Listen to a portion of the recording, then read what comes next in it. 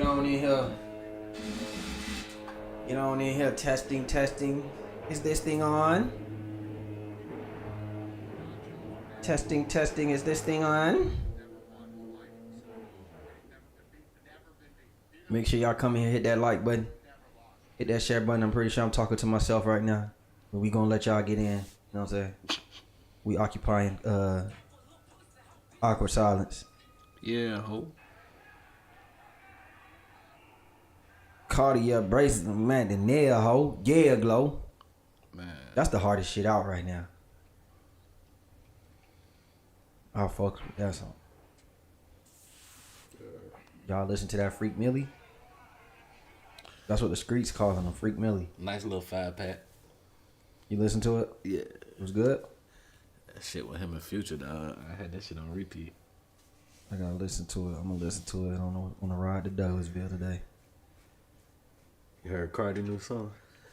Yeah. It was straight. It sound like, I mean...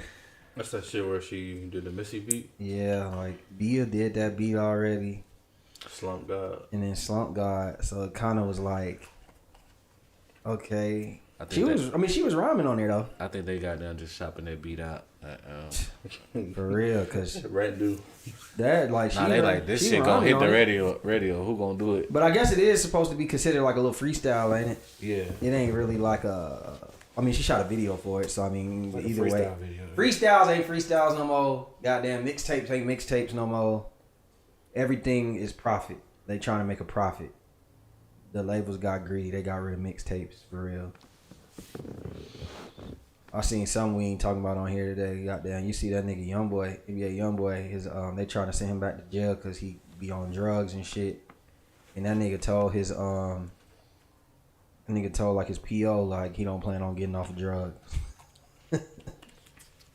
But I mean, he might have more freedom in jail, bro.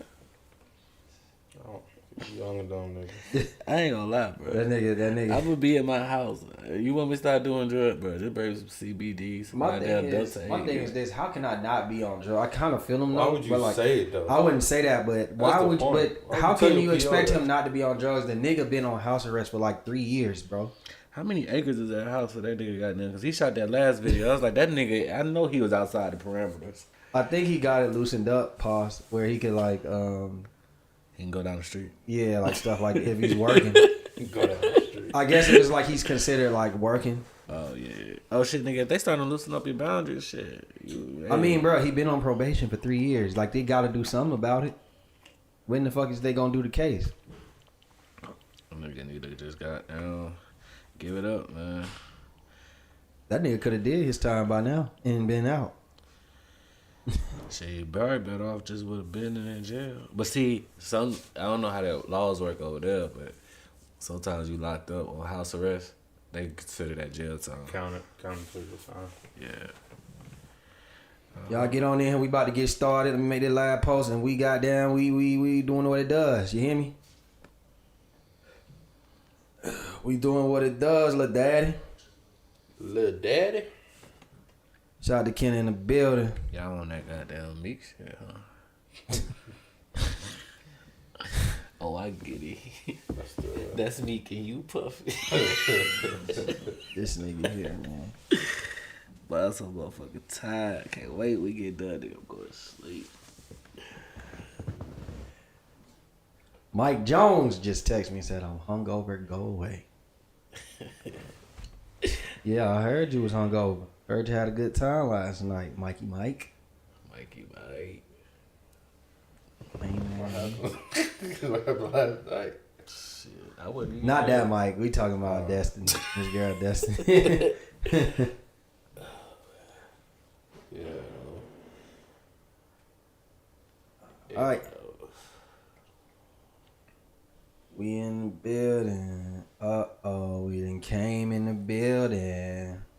Nigga said, I thought something happened for real.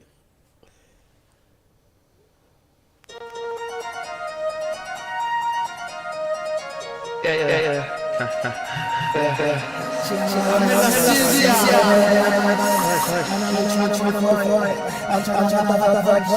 what the who? Heard it probably wasn't true. He said we wasn't gon' got people acting like they know it. Got cats going back and all the he said what the who? Heard it probably wasn't true. He said we wasn't gon' got people acting like they know it. Cats going back and all the I'm so come get your boy. He like to jump to the boy.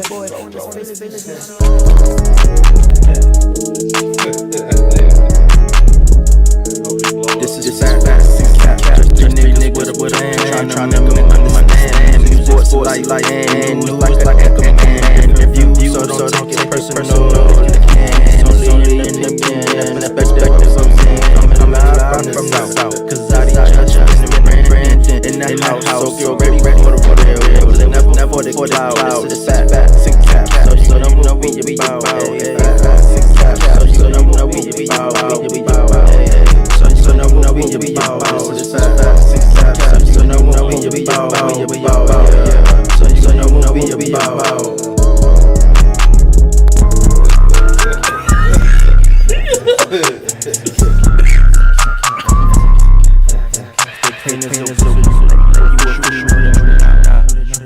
Hop on the mic, shoot my shot. Shit like that, tell me it's that. We never stop.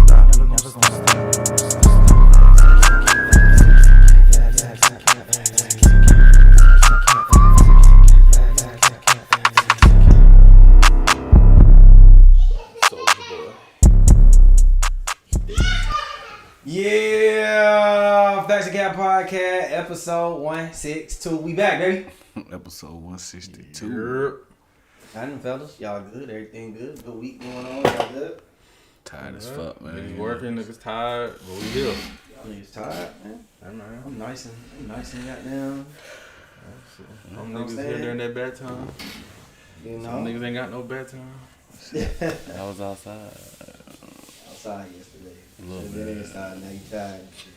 Shit, I still make it to work. That's all that matter. Yeah. What's good, man? What's on the words beyond? What's on the docket? It's been a long week, bruh. It's been a long week. Long freaky week. Long freaky week. Shout out to Freaky Meeky. So, y'all heard that new Diddy though, didn't y'all? Heard the new song? Daddy dropped the song. Doing it, man. You deserve it, Daddy. You putting in that work. Proud of you. I love you. Hey, Mickey Mouse. When you gonna party with a real bad boy, Daddy? Hey, yo. Take that. Yeah. Meek Mill. Oh. Is you drunk? Do you need some drugs? You know you fucking with a real cuck. Got the club going crazy.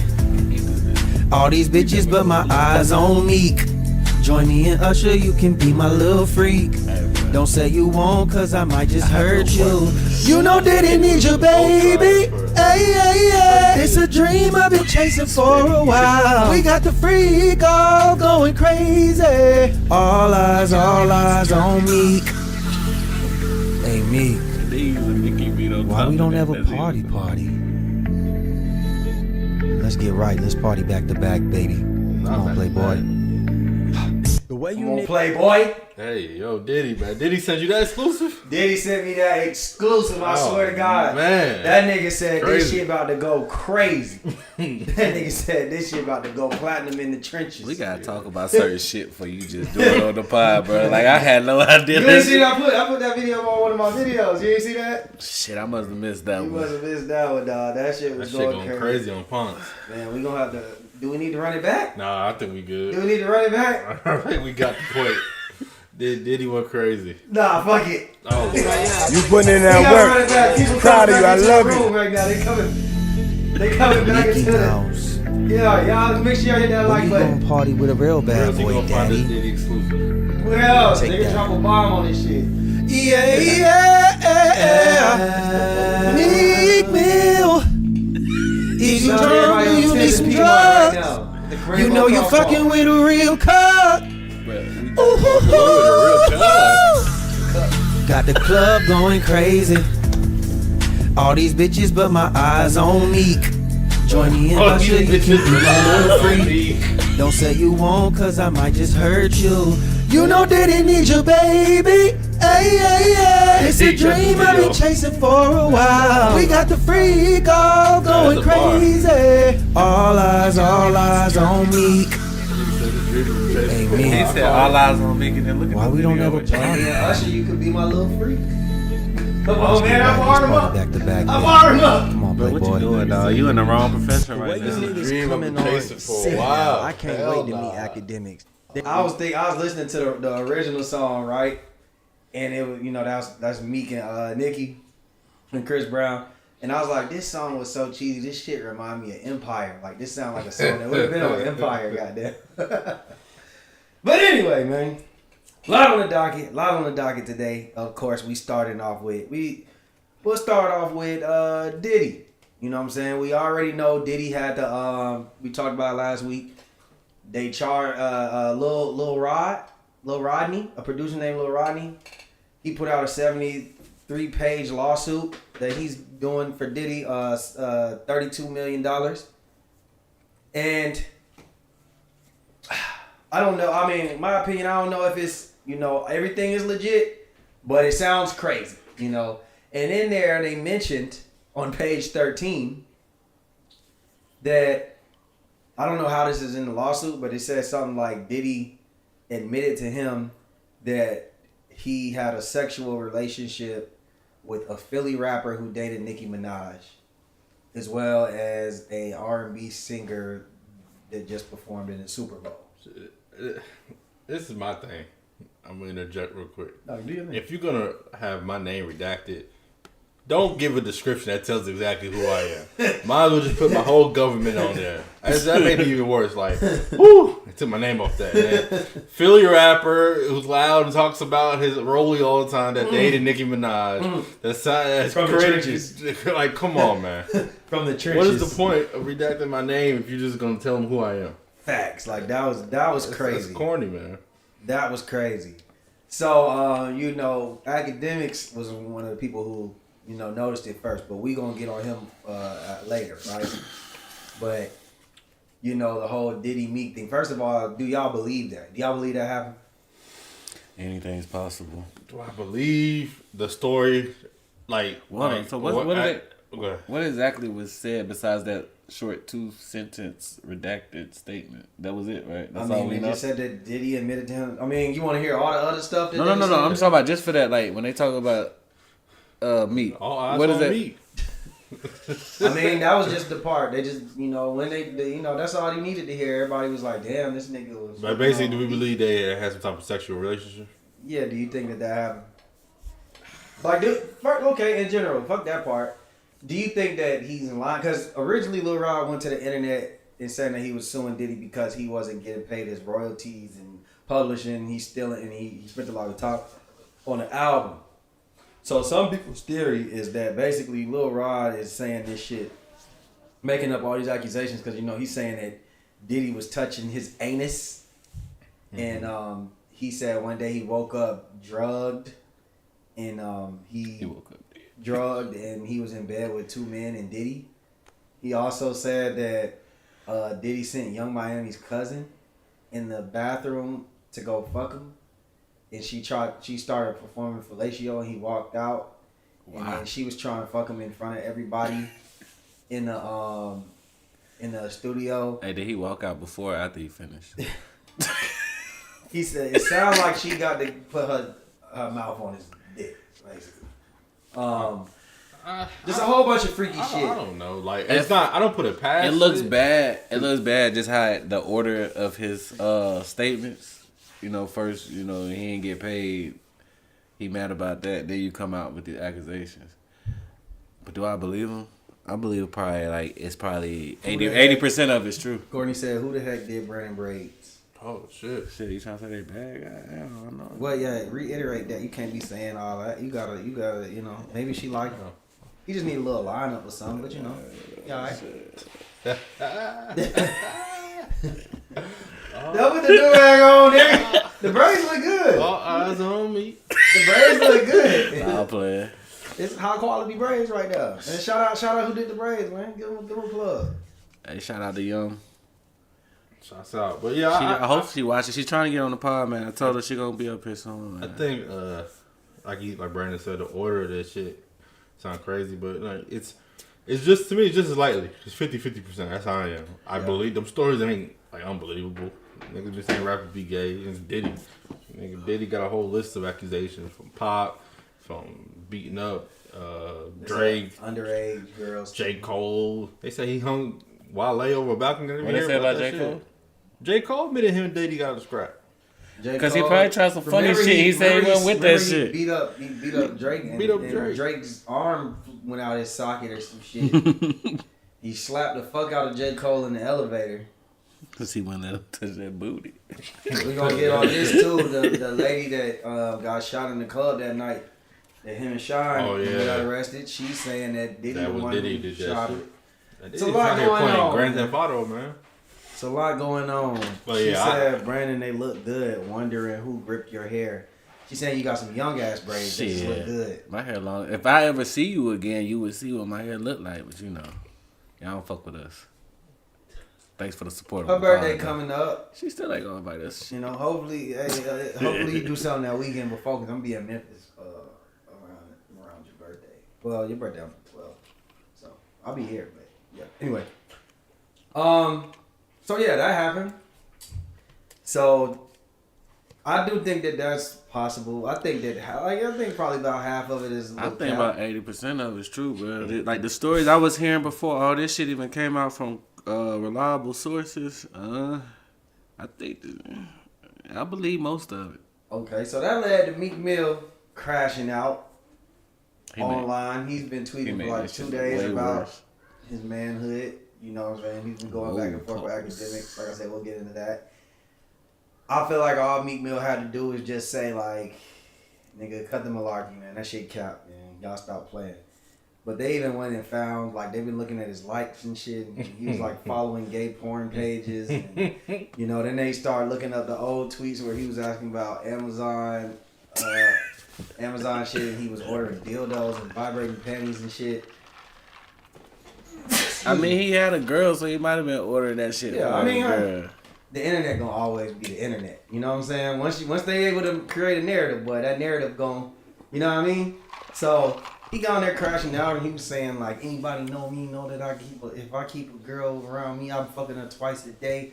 Love to the gay people, but I love that big juicy pussy. And how he make getting pussy sound gay? Right.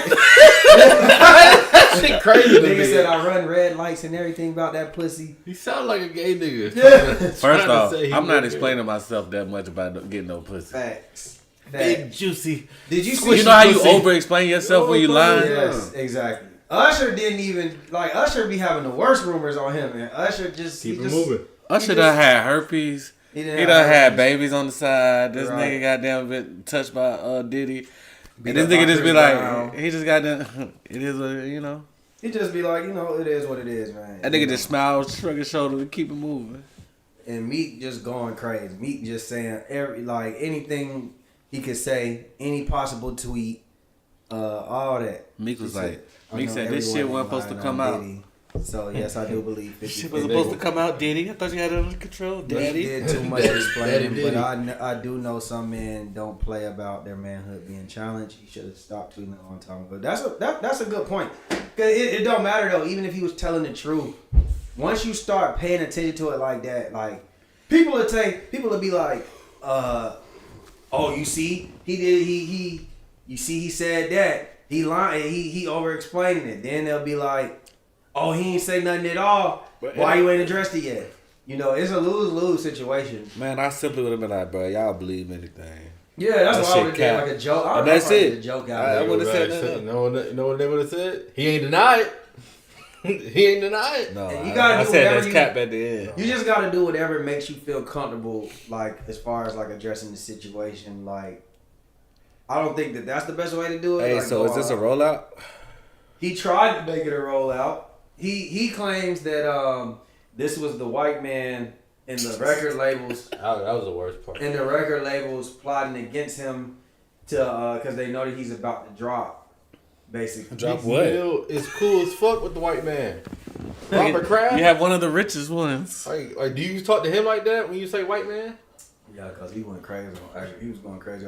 Then the academics, we gonna get to him. The academics said that this is how stupid Meek is. He said that academics, people was calling him and saying, "Hey man, can you ease up on Meek?" He thought that you made that paperwork up. He didn't know that somebody else did that. He thought that academics doctored it up and made that shit. So it just goes to show Meek. I honestly, I'm gonna be honest with y'all. I honestly think Meek Mill is the dumbest rapper of all time. I honestly believe that. Like everything he does, The dumbest rapper of all time. I think he's the dumbest rapper of all time. You think he's worse than Kodak in your eyes? I think Kodak is actually very intelligent when he's just not on drugs. Gotcha. He's just, when he's on drugs, he's just kind of like he's a whole other person. You think Meek and Webby took our Chris said, "Braids, you still in my flow, bar for bar." Chris, he ain't got just straight backs though. He got a little design going on. You ain't had a design since 02. Nigga, You know what I mean? how you know what the braids look like, nigga? I ain't seen them shits. Sweaty ass hat. I show my braids. That nigga had the straight backs. Crazy. That nigga had the straight backs for 30, 25 years. Straight backs. But no, I got Webby. Might be the dumbest nigga ever. No, nigga. Duluth County, Georgia. Webby. Charlotte by Angie. Webby about to be Man, the nah, dumbest man, nigga y'all ever. can't be doing Webby like that, man. Bro, is Webby alright? Had Had they did a welfare check on that nigga? Cause I damn sure ain't seen him. No, he be doing shows and stuff. I still follow. I be looking at his Instagram sometimes. Man, he ain't got the twins no more. He lost the twins. I mean, he be doing some heavy drug use. So I mean, I don't know if that would be best for them to be, But that nigga had Snapchat. They need to be with their mama. That nigga had Snapchat goddamn going up. The bubble. His son rapping too. He did a song with Young Boy, wasn't that bad. So shout out to that. Yeah, the Diddler. I think he crashed out though. I think what Meek did distracted us from the actual case, like with Diddy, but they did prove that the girls that dude. This is why I'm thinking that bruh's capping, because he said the girls was underage, and they quickly proved that those girls was like 30 years old and plus. Like just random pictures, because he had like evidence in the lawsuit and like the pictures and stuff. He even said like Diddy showed him a video of Stevie J fucking another man. And I ain't gonna lie, like they did a pod. They didn't show the other man, but they showed Stevie J. They showed Stevie J laying in the bed like with his shirt off or some shit like that. And it did look like Stevie J, but then a porno star came out and said, "Nigga, that's me." my dick. He said, "Nigga, that's me." And the nigga did kind of look like Stevie J. That nigga was proud to say That's that. what I'm saying. I do believe Take my word. that Diddy is a creep, and I do think that a lot of the shit that's coming out he did. But I do think that this dude kind of is just capping to. I guess he's saying like, listen, if y'all not gonna give me my publishing, I'm gonna get my money. I'm leaving here with something. And I think part of it too, he's like, well, shit. He just want to be heard. At this point, you fucking up your whole lawsuit. Like, He's never gonna be. He's not gonna get. He's never gonna get work in the industry. All these charges, they're civil suits. They're not. Yes. He hasn't had not one criminal charge yet. I mean, it's everything he's doing is a willing participant. Cause I seen a girl. She put up a post. She was like, "All of this, y'all are just concerned about Meek Mill's sexuality, when in actuality they're real victims in this case, and this is why men don't be taken, taken seriously, and young girls were underage and blah. And I'm looking at the tweet, and somebody actually, because I did that song, one of my homeboys, like he's like really into my page and shit, right? And Go ahead, bro. Go ahead, Meek. oh my bad. I mean, it was just. One of my homeboys, he's a fan of my page, Jarrell. Shout out to Jarrell. His name. He said to me, he was like, hey man, you might have to watch how you saying certain things, you know, because this community and everything. I was like, fuck that shit. But what I will say is that, what are we supposed to do about that? Like, if the nigga, if niggas is doing civil suits and there's real victims and he's watching shit happen and he's a victim, this, that, and the third, how the fuck are we supposed to do anything when niggas rather just choose the bag than over pressing charges? You know what I'm saying? Like, I don't really get like what people want you to do. You know, like we're worried about this. Nigga, we just joking. It's Meek Mill. Like, I honestly don't think Meek Mill is gay. I actually don't think that shit happened, but I do think it's funny as fuck. Meek Mill blew it up. I do think Diddy probably done made a couple of advances at that nigga. He do be looking at him. Mm-hmm. Meek probably, man, stop. I think if Diddy wanted to take that, Meek can do a damn thing about it. Hey, let me tell you. That's what I think. Damn. Hold on. I gotta show y'all. So, somebody on my TikTok. I'm not about to play the song, but this part. Remember this video right here that was going viral? Doing it, man. You deserve it, daddy. You putting it. Somebody on my TikTok, when I put this video up, it was going viral. Somebody said, this nigga look like he's sore or wore out. Boy, he wore that booty out. He on the booty pillow. They said that nigga Diddy made that nigga back hurt. sore and wore out. He had to hop in the water. And that work. Proud of you. I love you. A nigga call you daddy, bro. That's inexcusable. Doing it, man. You deserve it, daddy. You putting in that work. He's leaked over on the fucking pool like, whew, I need a vacation. The bidet wasn't working. He had to go to the pool.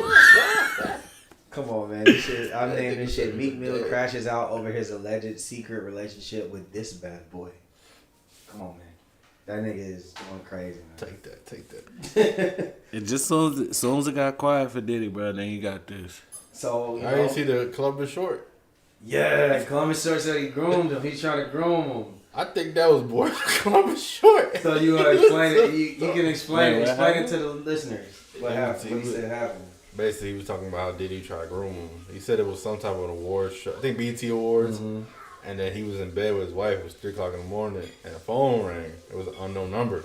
But he said he don't answer unknown numbers, but his wife was looking like, nigga, you finna answer that. 3 o'clock in the morning, you gotta answer that so shit. He answers it, and then Diddy like, hey, Playboy, I ain't see you at the BET Awards. You trying to come to this after party? And then he was coming short and said, like, who all over there?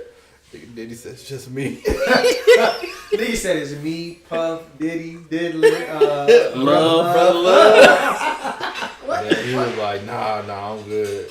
And he was like, me and my wife was like, well, he gay. But if I'm, like, why would he come here at 3 o'clock in the morning and ask you? That's not just on random shit. So I was listening to this audio book, right? It was a fictional story, but the dude reminded me of Diddy because he was like a CEO / gangster. Some Tubi movie shit. This is an audio book. It was like a Tubi movie of like, you know, it was some nigga shit, a nigga book. So yeah, basically. Nigga book. And he was like, the dude was saying basically how like he's so powerful and influential that like him having sex with women and men, like it makes him more powerful. Like he uses it as a power, like a powerful tool or some shit. And I feel like that's kind of like what Diddy does. Like I think he gets a rush off of like turning people out, smashing men and women. Like I think that he probably feels some type of rush from that shit. I think it's like a power thing for him. Like. Yeah, that's what I'm saying. Like it's like some type of power rush from that. That's crazy to me. But you know, Meek Mill ended up getting into it with academics. Like I said, he got mad at academics for putting that out. I don't even think he got mad at it. He thought that academics actually doctored that paperwork up, because he even went on the internet and said, "Where's the real paperwork?" And then you know he got back and forth with academics. Academics was like, "Nigga, you really going in on me?" He was like, "Bro, you going in on me?" And all I did was read the paperwork. Like his intentions was to go in on Diddy and Young Miami. He didn't know that Meek was in the paperwork too, but when he found out that Meek was in the paperwork, he was like, damn, that's crazy. So Meek went in on him, Meek was saying he was gonna pull up the Academics' house and piss on his doorstep, and he can't wait to meet Academics. He gonna do this, that, and the third to him. And then he had deleted his tweets, and he said that the governor of Philadelphia called him, and this is where it got weird. Meek's supposed to be a gangster. He said he told the governor that Academics is responsible for a lot of deaths in the music industry, including some of his homies.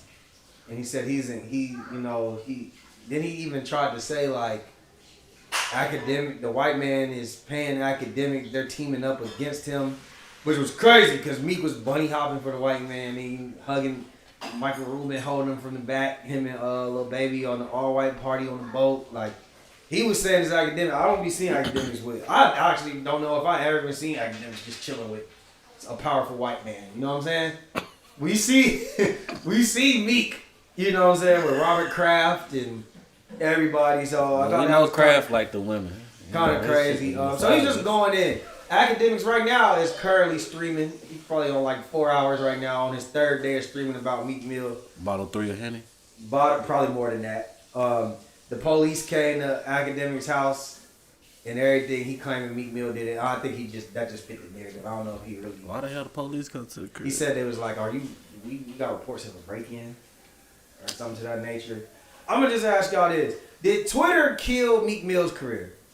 Do you think if Meek Mill never was like tweeting the way that he's done all the way to back and the shit that started the Drake shit, do you think if Meek Mill just was very reserved on social media, do you think his career would have went further? If Meek was in the 90s, yeah. If he was in the 90s where there wasn't Twitter, where he didn't have access to it, I think he probably would have been a bigger rapper. No, I don't think. I mean, he's been big. I know he's big. He's reached his height. I'm just saying, like, I think he would be more like. You wouldn't just look at Meek and like his antics take away from putting him in that category of a good rapper. The dumb shit he do, like I think niggas respect him as a rapper. I think he's respected like as a rapper, as an MC. I think he's reached his height musically. Like when he was with Nicki Minaj, he saw like 200 and something thousand. I mean, you gotta understand, Meek Mill's probably gonna be able to perform for the rest of his career. He got dreams and nightmares. He ain't going nowhere. You know what I'm saying? He's a legend. But it's just like the Twitter antics just made it. It took away from his music though. I don't think it take him as serious as a rapper. Kendall, you are crazy. I saw that.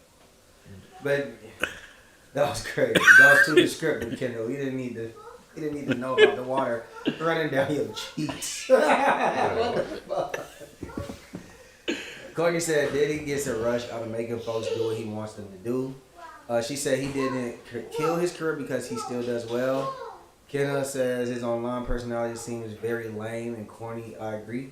Courtney says, but yes, people will always call me because of what happened with Drake, and it just carries on with what he does now. I mean, Drake just gave him a name. And he just keeps living up to it. Twitter figures. I don't think Drake gave him a name. I think Meek Mill gave himself the name. But I get it, tomato, tomato. What was you saying, Kazadi? Yeah, I don't think it killed his rap career. I feel like you said it. He reached his height. Like Meek was one of the better rappers in the game as far as his generation, his genre. I think this is just the negative. Everybody has a negative narrative. Jay-Z had ghostwriting. T.I. had snitching. Everybody got something that. But I don't think it hinders his rap career but it's going to be something that he's remembered for because it's what he do in a negative light. But in the same time, it keeps his name in the algorithm. It keeps people talking about him, and it's something that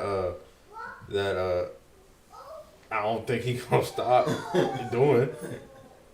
He's just an emotional person. I learned when he came back from that Drake shit because I've never seen a rapper get dissed by corporate entities like Wendy's and ESPN and Disney. They were literally dissing him.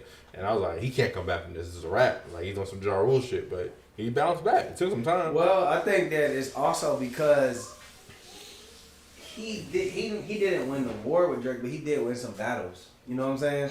Like, I think Drake tried to overkill him, and that was the issue. Like, remember when he did the Revenge Summer 16 song, and then remember Meek Mill put out his song 10 minutes later because he already had the beat. Like, I guess he got a whiff that Drake was already was making another subliminal diss track, and so he was like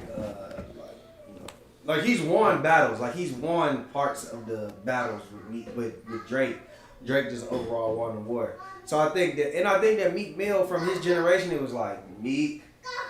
No, my bad. It was Drake, J. Cole, Kendrick.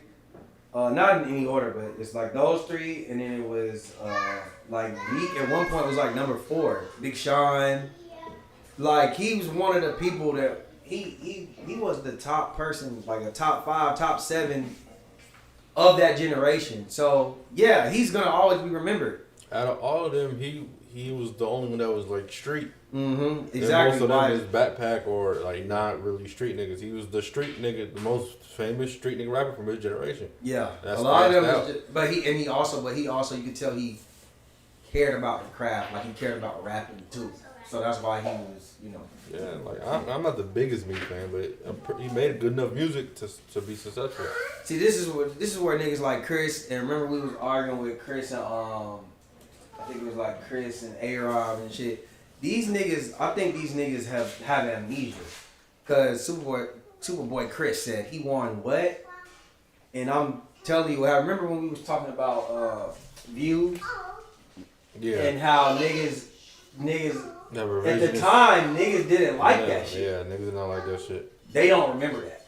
I remember that. He don't remember. I guess he's saying he don't remember where Meek won some battle. I just told you, like I don't remember Meek winning a battle either. So you don't remember? I'm gonna let him have it. I don't remember winning a battle. Y'all don't remember? Okay, y'all remember? Are you talking about? So do you remember the night? You remember the song "Looking for Revenge"? Yeah, all summer 16. All summer 16. Yeah. So he dropped the song, and then 10 minutes later, Meek had a freestyle to that beat. 10 minutes later, because somebody in the studio sent him the song. You don't remember that? I don't remember the song.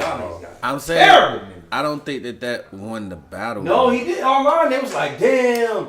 And niggas was saying, see Drake trying to go for the overkill. He should have left it alone. Y'all remember that? I just don't remember that. I'm not saying it didn't happen. I don't remember. Damn.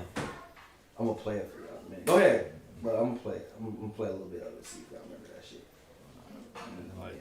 Like I remember Charged Up. Like I remember all the Drake shit. I don't really remember every single one of Drake. Of course you remember that. I remember Meek's shit. It was just like, Like to me, the battle that Meek won is the fact that people look at Drake ghostwriting. Like they question his pen. If anything that Meek did, he damaged Drake's credibility, right? Did he win the battle versus Diddy? Looking at that picture, he did. That nigga lost. So I'll say that, but I don't like a specific song battle or a moment where niggas go, "Ooh, me got on that day." I don't remember that at all. Like, not even a little bit. Yeah, I'll find that, man. But yeah, I mean, I thought I was snitching too. I thought I was snitching too about that governor shit. Like you telling the governor. Everybody's a snitch. That's kind of crazy. I mean, my thing is, if you a street nigga and you telling the governor that another nigga is responsible for murders, regardless if you say he physically did it, like you telling that, like it just sounds like tattletale. I don't know if it's necessarily like the snitching, like, oh, you trying to send me to jail, but it's just like, why are you telling that to the governor? Like, if you supposed to be a street, it don't ring off street nigga vibe. Yeah, like I think that Acton made a good point. He said Meek Mill represented gangsters until you realize, like when you see a real gangster and you realize that Meek Mill is not really a gangster. Like he was like when I interviewed King Von and I seen the shit that he was doing and I hear about his reputation and all the things he's done, I realized that nigga's a gangster. Like I would not be talking to King Von when I'm talking to Meek Mill. He's like, but when I realized the way Meek Mill moves, I realized that nigga's not a gangster. But King Von, that nigga's a gangster for real. Right. Yo, you never really, well, King Von shit is documented. But yeah. Like you never, like I've been following Meek Mill since like from Philly battle rap days. Joey Jahab, niggas know who that is. Like before he was like on, so it was like he was a rapper. Yeah, he's always been a rapper. See, to me, he probably one of them niggas from the hood. He hung around the street niggas. He's in the street, but like that don't make you a gangster. That don't make you gotta tough. look at Meek's resume. He got Safari jumped. He got Quentin Miller jumped. He's beefing with academics and he talked to academics crazy. But like, I'm just saying from following him, certain niggas you like, all right, you see squabbles or fights here on the YouTube, especially back in the early Yeah, 2000s. it's like You see this. You They see get the into some documents. shit. It's there. Like back in the beef days. Yeah. Pause. Like you see all that shit. Meek The was- pause made it worse. Damn. you gotta do it though. I mean, But you shit. I've never seen him like in any type of physical altercation. It was never like even the rumor. He was always just a popular rapper, well liked. Everybody liked him in Philly, and then he blew up. He got with T.I., and then he got with Ross and them. So it was just like, when did the gangster shit start? He's always just been a 14. young bull on the block. You young just freak- the rap. young He's always freak. freestyling. He's always Him been- and Reed was getting into You just it. call but him a bull? He's always been a young freak bull. young bull, freak ass bull. He's just been a young freak ass bull that rap, that know how to rhyme words together, nigga. Like, you could think of, I think the random rappers they hear them get into fights and shit like that. You just Meek doesn't seem like a fighter to me, never has. He just has street ties. That's a good explanation. He definitely ain't no fighter. You seen him. But the punching bag almost beat his ass. You know what I'm saying? So I get that. I guess before we move on, last one. So the woman came out that said that Diddy shot her in the nightclub in 1999. It wasn't Shine. Because in the lawsuit, the dude claims that that Diddy admitted to like Tupac and Biggie, and he said he was the one who shot the girl, not Shine. He was shooting, you know what I mean, in the club. And people are saying that he paid Shine a hefty amount of money to go to take the charge, and that he paid people all paid the club off, this, that, and the third. My question is this: is Diddy secretly they boogeyman of hip hop? Ain't no secret. He's the Thanos. He's the Thanos of nigga- hip hop. I think we've in been- more than one way. See, you got him. Untouchable. Like, He gonna touch you though. See- More than one way. I'm dead ass. In more than one Oh way. shit! like Diddy, like you got Suge where he's just out there and he's doing shit loudly. Diddy's made Suge's quiet. was like 5 years though, 4 or 5 years. No, we're saying Suge was loud. He was loud. Yeah, yeah, Diddy yeah. know how to make moves. Like he could call shots and nigga don't. You won't know. Like you may hear a You know what rumor. it is, It's though? nothing to confirm it. You know what it is though? It's because Diddy's flamboyant style. Like he doesn't come off like a gangster. I know it sounds funny, but for real, that's why he get away with he probably get, like R. Kelly was overly sexual, right? So you be like, R. Kelly, you did that shit. Diddy is like extra flamboyant. He knows how to, you know. He know how to take that. Take that. See, I don't. He don't come off as gangster. But he come off like I don't I know, think he's narcissistic gangster, or like he come off like a nigga that gonna like make you do what he want to do, like Psycho. Get down and lay down. That's what he come off a nigga like. He came off like every single making the band or Danny Kane bullshit. That nigga was crazy to me. But that's Why I'm didn't saying. Cam But gotta be even with bullshit? making the band, that's like more so like some shit. You like, okay, professionally he's a boss. Like he's the definition of a boss, right? He don't take no shit. But these are shit that's happening outside of just work. Like we're talking about. They're saying he's I'm not- responsible for murders. I get He's that. What I'm responsible saying for is, beating. I don't think coming off of bosses make people do crazy shit. Like coming off of like he seemed You crazy. saying like it's ego driven. His ego, like he seemed like he's willing to take that, It's take like that, and anywhere. So like when the stories start coming out, I was like, you start hearing that shit, like, and he's ambitious. Like he was a nobody that came in and took over Bad Boys. Like I started believing that shit after a while. He like a mob boss. It's like a bro. mob shit. It's Let me not- ask you this. So, Dame Dash, he's kind of like Diddy in that aspect professionally, right? It's just louder though. Who's louder, Diddy? Dame. You see me, Dame, like pause is like more of a mouthpiece. Like, he talked this shit, and it's like, and from what I hear, they say he was more like he's gonna make you feel bad about how he talked, but he ain't never put hands on you. Yeah. Diddy gonna be like, Diddy "Alright, gonna watch this, take it wherever he needs to just take, take it. it, Tell him to gain the power. go take it wherever he gonna take it." Whenever. Damn, Diddy. All right, man. We gonna start talking about Diddy. Nigga, now the UCLA coach too. Did y'all see Joe No, Budden yeah. is doing an interview with Candace Owens? Cause I I just started like really listening to Candace Owens, and like I love her podcast. Like I listen to that shit every day, and so I guess Joe Budden started listening to her shit, and he was praising her, but like. There's this thing that black people have, you know, because Candace Owens, like, she fucks with Trump, and she's just not. She doesn't side with everything that most black people. I've been a fan of Candace. Even when I don't know, y'all remember that T.I. Killer Mike shit. Yeah, I didn't like what T.I. did though. That time. That was I had heard her name. That was the first time I listened to her. Yeah. And then everybody was like, "Oh, T.I. turned on." But I listened to her, I was like, "T.I. sound like a buffoon." He like, just shouted over like her, and he didn't let her even get her whole point out. You know, but.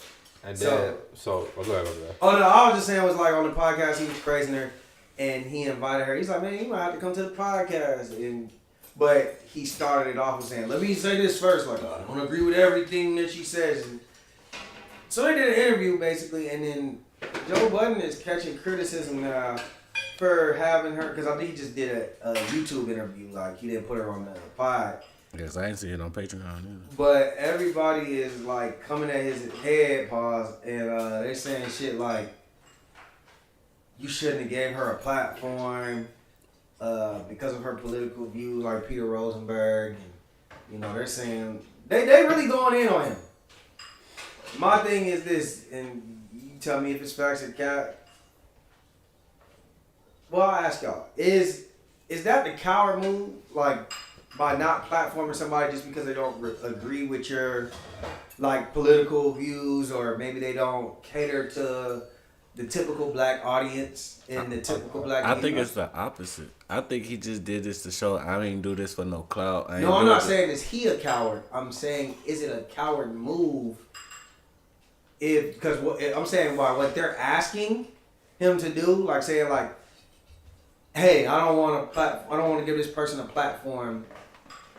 Is that a coward move? Like if I don't want to give you a platform because I don't agree with your views, is that a coward thing to do? Basically, I think so. That question, I don't think it's necessarily coward if you totally and vehemently disagree with somebody and you think their message is more harmful. I don't think that's what this is. I think people say that, right? And I think people are ignorant. And they listen to sound bites, and they also, you promote somebody who's rapping about bullshit and doing all this dumb shit, but somebody who has the opposite political views of you. So it's hypocritical. But mostly they're scared to have the conversation, right? Yeah. They're scared to have the conversation because if you listen to somebody, you're really starting to realize that person's actually educated, smart, knows what they're talking about. Yeah. They might not agree with every little thing, but the majority of the shit they say, it's pretty reasonable if you're reasonable.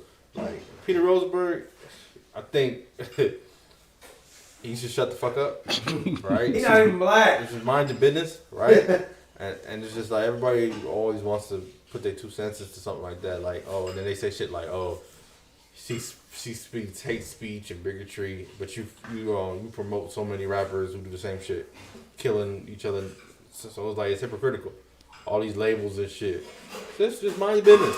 Let Joe Budden and her have a conversation. It ain't gonna hurt nobody. Yeah. I don't know. The only thing I don't like about Candace is like Joe Budden she pick and choose when she want to use the black card. That's my biggest issue with her.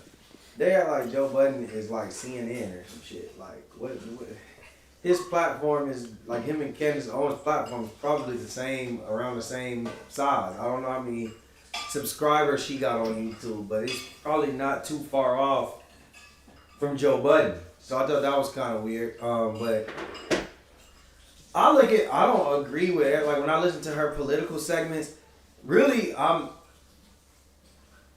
smart enough to know that that's not my bag, right? Like the political bag, I'm smart enough to know that.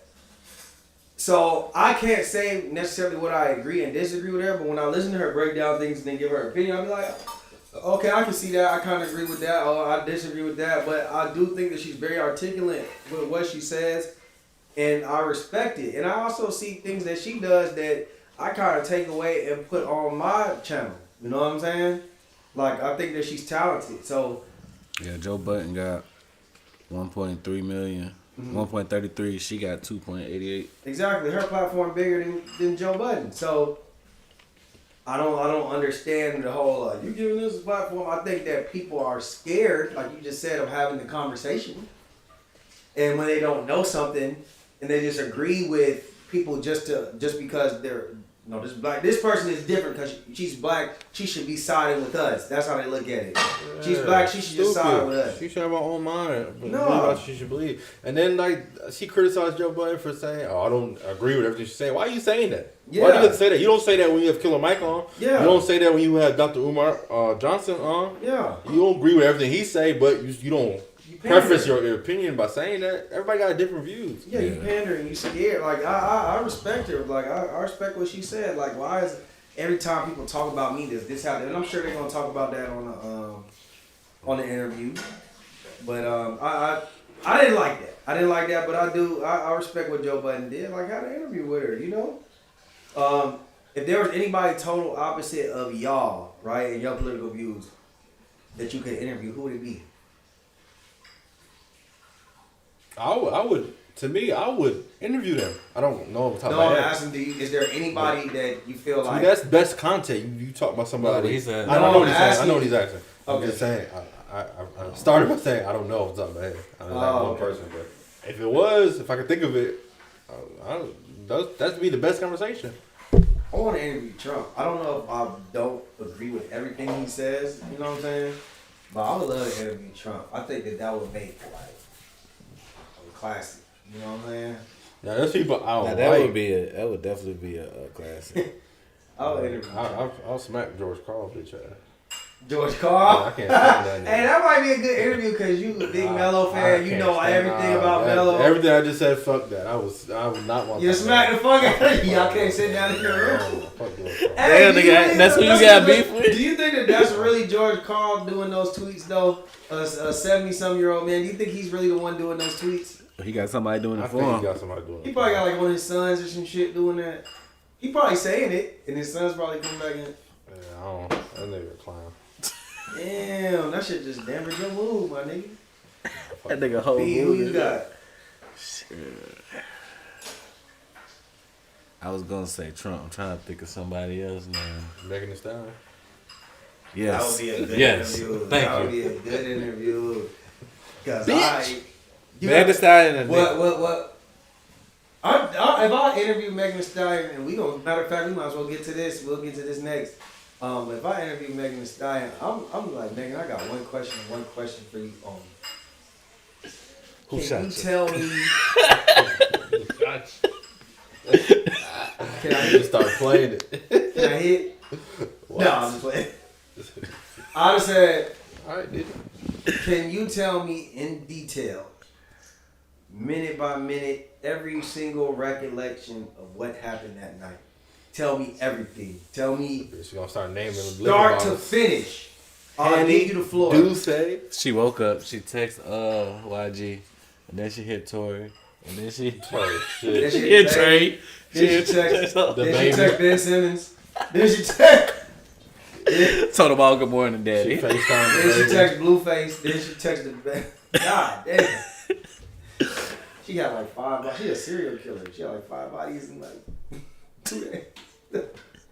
That's crazy. But yeah. So I mean, hey, shout out to her. But Kelsey Harris, you know that was her best friend at the time. Kelsey Harris is doing her first interview ever. You know, she remember she had amnesia at trial, She must have had the She made sure that got immunity. she made sure the lawyers looked over that immunity deal completely. Yeah, And make sure she's doing an interview, and it seemingly feels like, I guess the way they're promoting it, it ain't out yet. Shout out to the Downside Project. They're saying they're basically putting it out there like she's gonna tell everything that happened, right? And oh, okay. Basically, my question is, do y'all think that she's really gonna give the whole full story? Because I feel like with this trial, we still haven't heard the truth. the whole full story, right? I feel like Megan's shit is just like, that nigga shot me, regardless, right? It's not really the detail about it. She kind of gave some detail. She even said certain things. you can tell some of it's not really making sense. I'm not saying she's a liar, but like she's not giving any context behind anything, like, you know, for somebody, like, you know what I mean? I don't think she's gonna tell the whole truth because she's not gonna say she shot her. So you're saying that she's the one who shot him, and you're saying that's why you're not gonna get the real truth. Yep. She's got immunity. If you have immunity, can you still get perjured? Hey, it's the government. I think anything can happen. I don't know. They could twist something. That's why I said she must have had somebody really look over this shit to go Y'all talk think that about she it. should be doing interviews?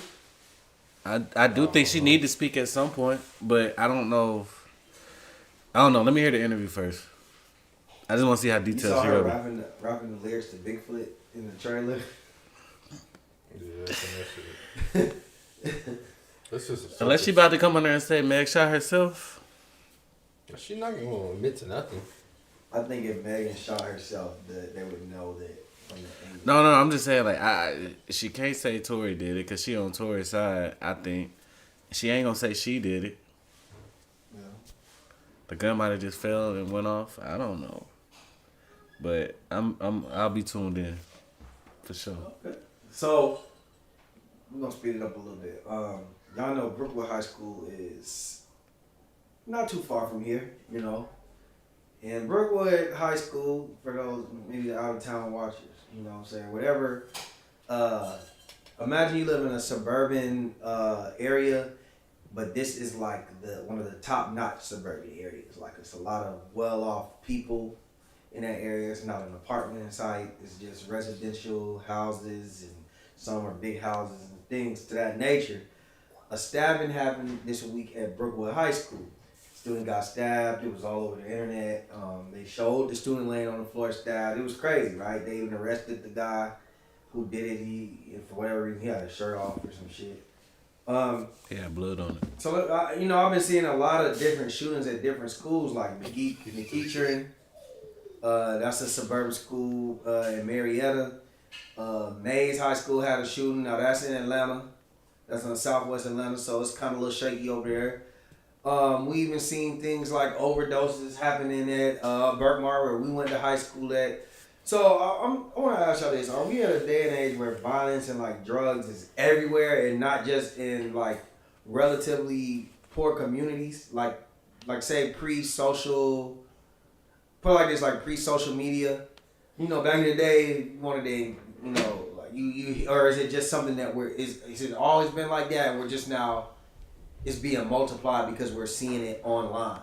I think outside of guns, like drugs was always prevalent in like affluent schools. Mm-hmm. I don't think that's new. Even like violence, stabbing, and shit like that. I think that happens every now and then. But guns, shootings, that's way more prevalent now. Way more prevalent. And I think it's just because it's so easy to have access to guns now. How are these kids getting guns? Like, I don't know. They flooding the streets with guns. You can go out there if you know the right person. You got $500, and these kids got money these days too. They ain't like we used to think we were doing something with $100 in their pocket. These kids, I seen a kid with some goddamn some red bottom shoes on when I picked my daughter up from school. I'm like, nigga, you in middle school, like. Yesterday I went to QT after work. I started QT, and I seen, the only reason I know that they was from Parkview because we was by Berkmar, but I seen, like yesterday, just for skipping school or some shit, and I seen like 2 or 3 kids with like varsity jackets, Parkview jackets, and like Parkview hoodies and shit, and they was going in the gas station, but like, and I know this is Parkview, so these kids is a little bit more well off than probably the average kid at Berkmar, but these kids had every kid pulled up in a car. It was like 9 of them. Every kid. It was 9 kids, 9 cars. You know, like today we pull up somewhere. It's 9 people in one car. 9 people laughing up, bro. Car and a half. Bro, you leave the park and niggas was laughing up from hooping and going back home. They was laughing up, low key. Hard time, bro. Yeah, like it's different. It's different now. Good thing Diddy went in the car. You know what I'm saying? Hey, I was telling this young nigga at my job, I said, bro, back in the day, I said, if we went out like teen clubs and shit, I'm sure you don't know what those are, but like we have like teen clubs and like just, you linking up, or everybody in high school linking up, you would see everybody got together if it was even the niggas that was like into the street life and trouble shit, it might be if it's 30 niggas, one of them got a gun. And we look at that nigga like he was crazy as fuck. Like, don't fuck with that nigga, he's crazy. Now, it's like if it's 30 kids, 20 of them got guns. Like, it's crazy.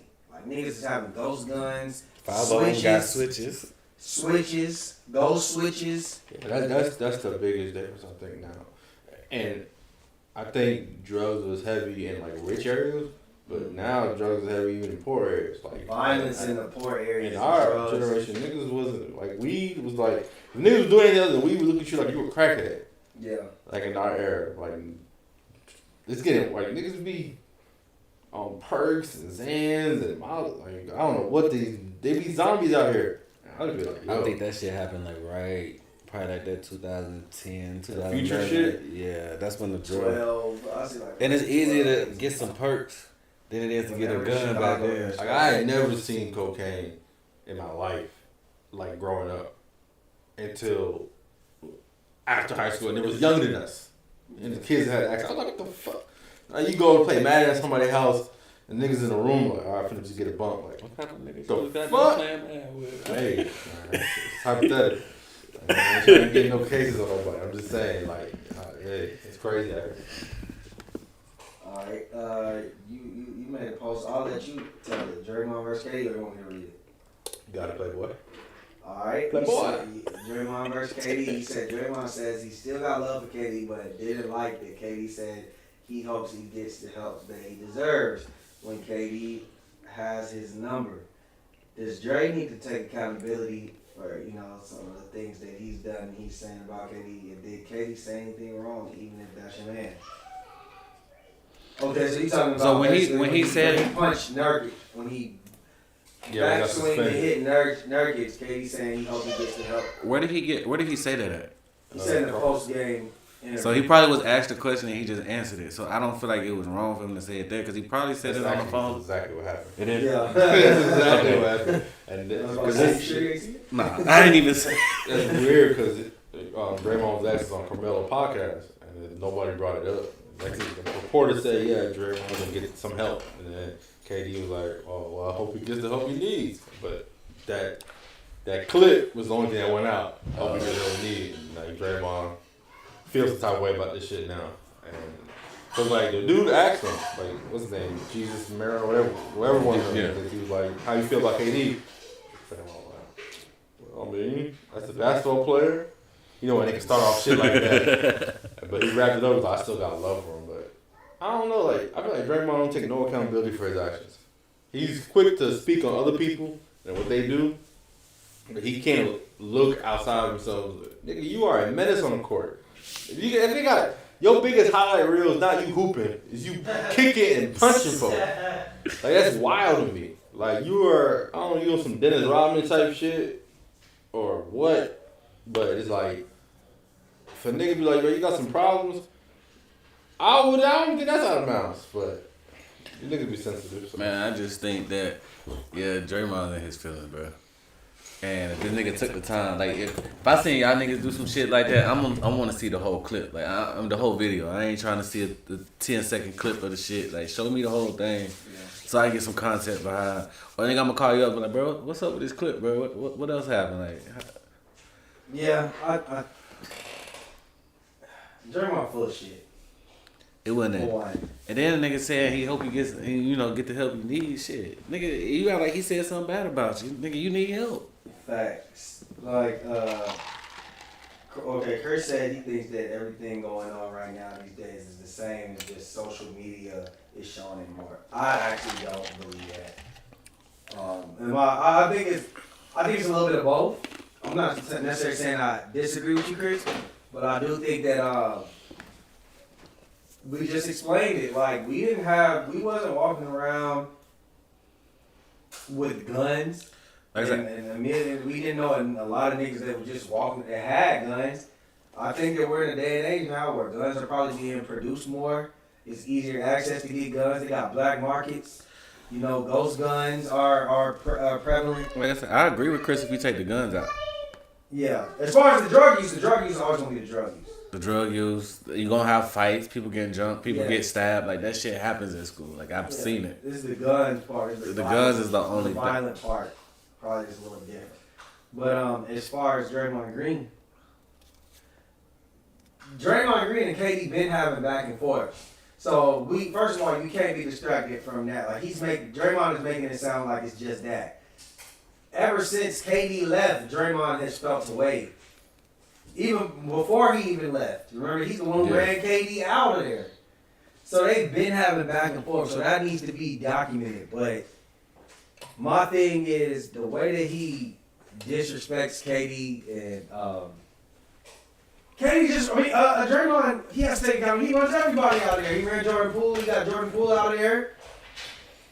He got KD out of there. Like, it's because of his actions. He got suspended and he lost them a championship. It's never been no accountability, and they've never asked him to take accountability. They've always given Draymond an excuse. Even when he choked out Rudy, Steve Kerr made an excuse for that. It's just when they're losing and Draymond does certain things, that's when it's like, okay, we're going to suspend you or we're going to send you off to get help. When they're winning and Draymond does all that extra bullshit, they do not give a fuck. But Draymond Green is the problem. 100%. KD, even if he said nigga, you need help, nigga, you probably do need help, nigga. Why did you do that? You punched Nurkic in the face. That's his teammate. A nigga defended his teammate the same way you defend your teammate. You would say that you choked out Rudy Gobert because why was he putting his hands on whoever he got into it with at that time, right? You would say you were defending your teammate, right? So why can't he defend his teammate by saying this nigga need a little bit of help? Nigga, you do. You crazy. You said that the nigga said I was gonna retire. Nigga, you hit Nurkic in the face. And nobody did nothing to you. You said you told Adam Silver I was about to retire. And they had to talk me off the hill. What was you gonna retire because the niggas holding you accountable for once? Because you had to go get, because they was making you go get psychological help, nigga. You do a lot of unnecessary shit on the court, bro. Like, come on now. Like, Draymond full of shit. I used to like Draymond. I really don't like Draymond like that. I can't. Some type of niggas are annoying.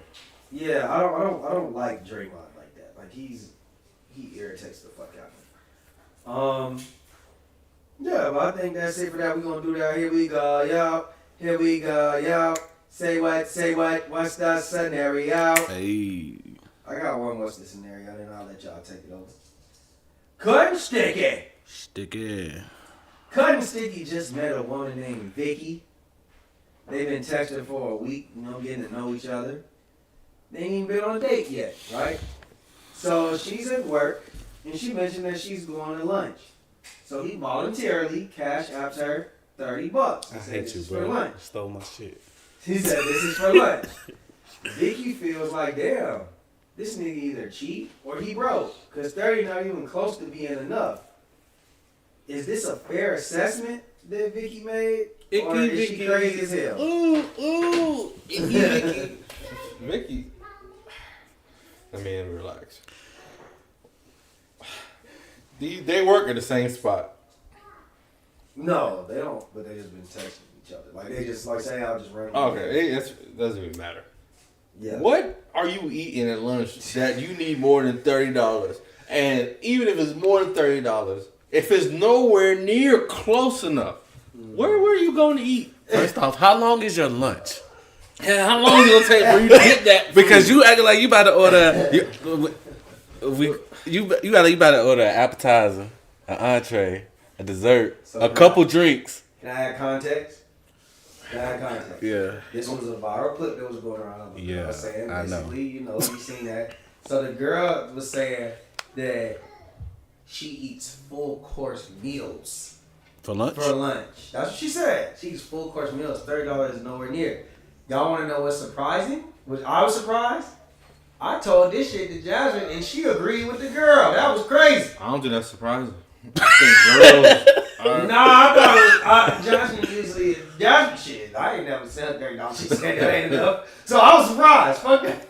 There's a difference between, okay, you at work, you going to lunch. I'm going to send you $30. You can go get lunch for $30. Now, if you say you about to go out to brunch, Dinner. if you about to go to brunch or dinner, I feel like that's going to be, you need more Depending on than where you live, though. Like if you're in Atlanta, you say you on the brunch, but if That's you why like, niggas is broke down. They spending too much money. And I'm niggas, but I'm saying they spend way too much money. See, that's why they need to get back shit. to the days where pussy only cost $40. All I'm saying Pussy is was that $30 go $30. Why? Like it's wild. Like even if it's not enough, bro, you can be appreciated. but By you said it depends on that woman. That may not be quality value for her, which is very believable. A lunch bill can easily go over $30. See, this is well, the add the $30 to your bill. This is the $30 towards your bill. It's Like, towards I'm your sorry bill. that the nigga didn't pay for the whole thing. distribute the correct amount of money to cover your whole 100% of your tab. Your ass was going to lunch regardless, right? Yeah. A nigga said you 30. If you eat a full course meal for lunch, then guess what? Put that 30 in your tank.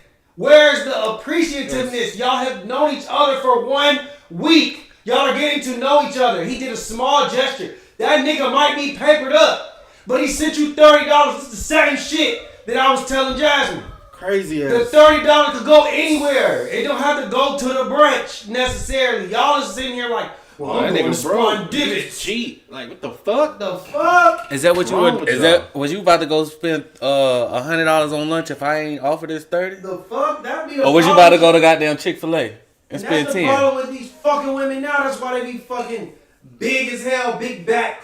Cause the fuck are you eating a fucking full course meal at lunch for? Your ass gonna get fired because it's gonna take them 40 minutes to bring a Big back fucking bitch. food. Your ass is out here eating full course meals for lunch.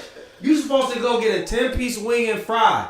You supposed to go to Chick-fil-A, Wendy's. You can't police what get women a eat, sub though. sandwich. Go to Publix. Go to That's Publix. what he's thinking. Go to He thinking Publix. you a regular person. Y'all is out here looking for your local drug dealer. Why are y'all talking to that nigga? I'm sure you asked what the nigga do. Clearly that's not the man for you. Why are you entertaining him then? You know what I'm saying? That Like, shit what the weird fuck? to me, dog. That is crazy. A Hey. nigga sent you $30. $30? That can cover you Thursday and Friday, low key. What's the most y'all ever sent a girl for lunch that you just was getting to know? I ain't never did Nigga, no I shit come like from an that. era where I don't send. I never don't sent send no bitches money for lunch. Nigga, when I I don't buy I've been drinks. with my girl But I for 10. never- I've been never with my spent girl money. for 10 years, bro. Like back then, we didn't even have Cash App before we was dating, so I wasn't just sending motherfuckers money. Nah, I was in the position to be sending motherfuckers. Yeah, I was broke. I'll buy you a drink, I was just asking. but She that's, said, "I'm just saying, all women won't be impressed or moved by it." He didn't ask her to be impressed. It was just a gesture. It was a That's gesture. it. That's what y'all. That's the problem. He's not asking. He's not trying to impress you. He's just looking out for you. Hey, baby, go ahead. $30. Go ahead, get your lunch.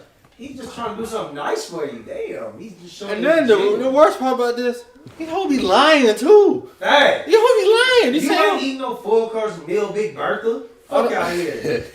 I don't see this. Yeah, come on the internet and start this viral shit, but damn well no. I don't see these bitches that say I only fuck with rich niggas, but then the broke niggas be piping them up. I don't see Facts. it. Nigga, that shit. Why is you even They love entertaining broke this nigga? Why is you entertaining this nigga if he ain't? You know what I mean? Like, Did she block him after he sent the 30? Did she send the 30 back? Hell If no. she she felt ain't like gonna send that back. if the She gonna 30, keep if that she 30. felt like that wasn't enough, she should have sent it She's back. gonna keep that 30, and she gonna, like I said, put it in your tank, put it somewhere else, It's the and wildest or shit. just tell the nigga why you run to the internet. You could have told the nigga, hey, you know what, like, Trying you to know I'm a high embarrass a maintenance nigga. woman. It's a girl logic, man. Shit wild to me. Girl mad. Go ahead. You got another one? You got a what scenario? Is it you got it, bro? I ain't got no other what scenario. You stole mine.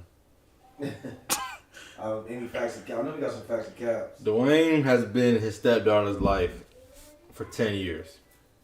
He bought her a car, he paid for her whole schooling, and now he's paying for her entire wedding. But his stepdaughter wants her biological father to give her away at the wedding, even though he hasn't been around or done much for her.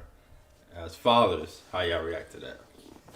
I'm gonna feel away, but I don't think I'm gonna express it because at the end of the day, that's your biological father. If that's what you want, this is your day. But I think I'll be a little tight, but I don't think I'm gonna speak on it. I'm gonna just, it's your day, have it your way. It's about you, it ain't about me. I'm putting myself to the side. I put my money to the side. Say it about me. You right. I think you. One thing I say that I think crazy. I think you're probably incorrectly assessing if you're saying like, well, I don't know what you mean by it. Are you saying like this is, you wouldn't say nothing because of that one day? Because I would have said something before that. No, I'm saying if that's what she wants for her wedding, okay, that's her day. Like, got you. It's all about her. You know, the wedding ain't got shit to do with the husband. I think that I would express it, but I would express it in a mature way. Like I would tell her, it's not about, for me, if I've been with you 10 years, you know, like I'm basically been in your life for 10 years, and you know, I know that I've been more a father than your father. I'm still gonna pay for the wedding and things of that nature. I'm sure that it probably was a tough position for her. Like I gotta consider where she's coming from. You know what I mean?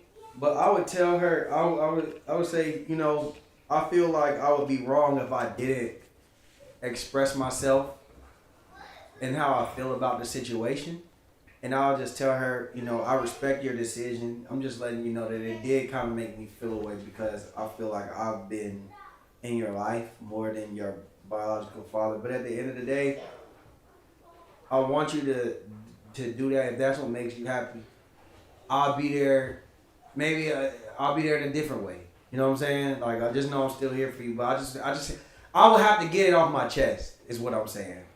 Like I would have to get it off my chest. But it wouldn't make me like treat her wedding any different. You gonna take your money back? No, I ain't gonna do that. No. So like that's like the PG version. I seen this on the clip, but basically I feel like the daughter was oblivious. They're using him as an ATM because part of it he's saying that daddy ain't been there and did shit for her. To me, I agree with y'all.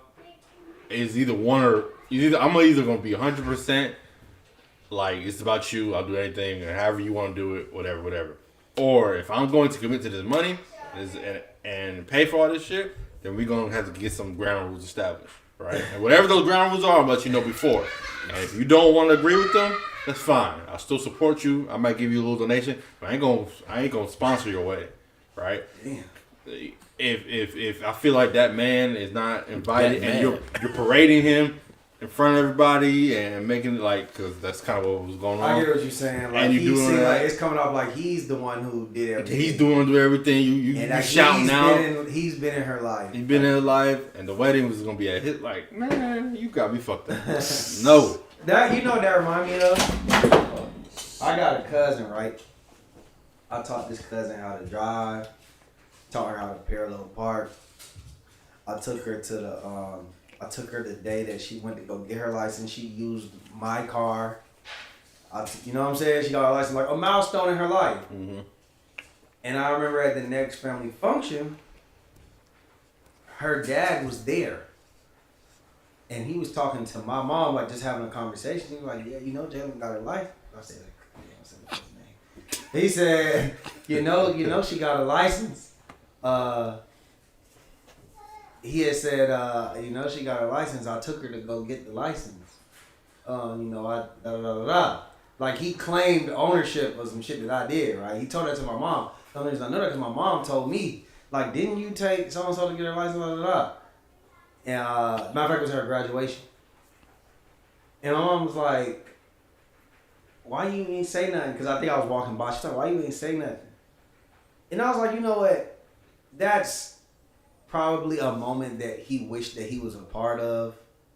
And he probably went about it the wrong way by saying that.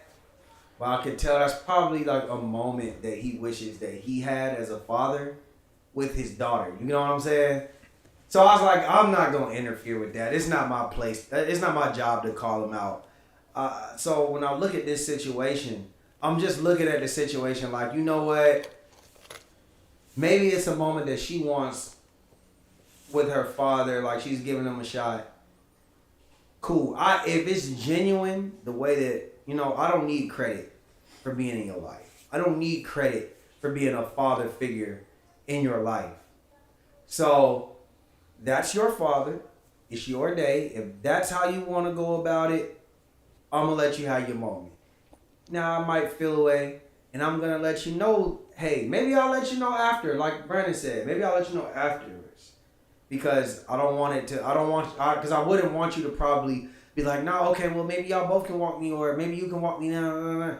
Nah, you did what you wanted to do, and I'm going to let you know, but I'm going to let you know if I feel the type of way, and we just going to leave it at that. That's all it is. Yeah, like I said, if I'm feeling some way, I'm gonna have to let you know because I feel like it would be a build up. It's like So you have to let her know before. But like if I'm just not if I'm just that rich or I got it like that and I know, you know, I'm doing it from the kindness of my heart and like you said, as a father, I probably would feel like I can sympathize with or empathize with that person. Like he just wants to have that moment with his daughter. Cool. Or if that was the case, then I could work with the dad. Like we sponsored it or something like that. Yeah. Just to make it if I want to make it about her feeling the best. I can also but I'm not about to like pretend that he did everything and get. Well, see, is that part of the scenario though? Like, is it really that he pretended like that, or she just wanted to walk him down the aisle? Now, that's those two different things. I made it bland, so it's just however it go. If it's just kind of pop up like that, she really wanted that, then nah. Like, well, I'm gonna say this. But if it's kind of like I feel like they playing me. Or they taking advantage of me at the ATM. Oh yeah, then we shutting shit down. That's what I'm saying. I can feel that way. So let me say this. At the same time, everybody at the wedding, or 90% of people should know. Yeah. That you're the one who took care of this girl. They know. So in this scenario, right? They had like, you know how they had the pre-wedding parties and shit, like gatherings. The daughter stood up, was like, I want to thank my mom and my biological dad for helping doing this wedding, and he's on she made a spectacle. Oh, well, I mean, if she making a spectacle and she on some fried shit, then I'm gonna have to confront her and be like, so, like, you really out here making it seem like this man was really for you? Like, you don't even know what I might have done behind the scenes trying to get this man to come be a part of your life, or, you know, that's just me throwing shit in. But I'm just saying, like, who taught you how to drive? Who taught you how to? Daddy ain't shit. I ain't even worried about that part. Why you telling me motherfuckers he paid for this shit? Yeah, like that's my whole thing. It's not even about. I don't have a problem with him. I'm calling the credit card. Hey, I got some fraudulent activity. No, that's what I'm my problem at that point. With a kid, but like at certain points, respect. I feel like at that point, I don't even need acknowledgement. It's not with him. My problem is with her. It's with her, the daughter. Like I said, I ain't even got no acknowledgement. I don't need no acknowledgement, but don't give it to somebody else. Courtney says a girl got chewed up on the internet for sending money back before too because it wasn't enough. Dang if you, dang don't. No, the problem, Courtney, is that why the fuck are y'all on the internet? Stop telling the internet. If you send it back, guess what? She wouldn't get chewed up if she didn't tell the internet. And don't say dang if you do, dang if you don't. Yeah, damn if you don't. Right. Stop saying dang on it. Got a big girl draws on. Yeah. Would you rather be the greatest player on your favorite team and never win a championship? Or the greatest player on the team you hate and win championships at the expense of your favorite team? So you would be a championship player for the Saints. I don't know, Redskins. Who you hate? Redskins, Eagles. Wait, so you said would I rather? Okay. Would you rather be the greatest Falcons player ever, but you'll never win a championship? The greatest Cowboys ever, you never win a championship, or you're the greatest Redskins player, but every year at the NFC Championship, you beating this dog shit at the Cowboys. Every year at the NFC Championship, you beating the dog shit at the Falcons to the point where they move the Falcons to the AFC in realignment, and you beating them in the Super Bowl, so the Falcons become the Buffalo Bills. They're the. Hey, no, I got one. Can we add something to it? Which team am I making more money on? Because at the end of the day, that's all I'm worried about. The same amount. Same amount? Yeah. So what would you rather be? A champion on your arch enemy's team or the greatest player ever? MVP, first team, first ball. I ain't even gonna lie to you, but put me on my favorite team. A championship is just a championship, man. I'm getting paid the same money. I'm being where I'm at. You get a for winning a championship. I mean, you gotta think the teams I hate, it's cold as hell up there. Texas is a little warmer. So you cool just being a loser? Hey, I'm only a loser on the field.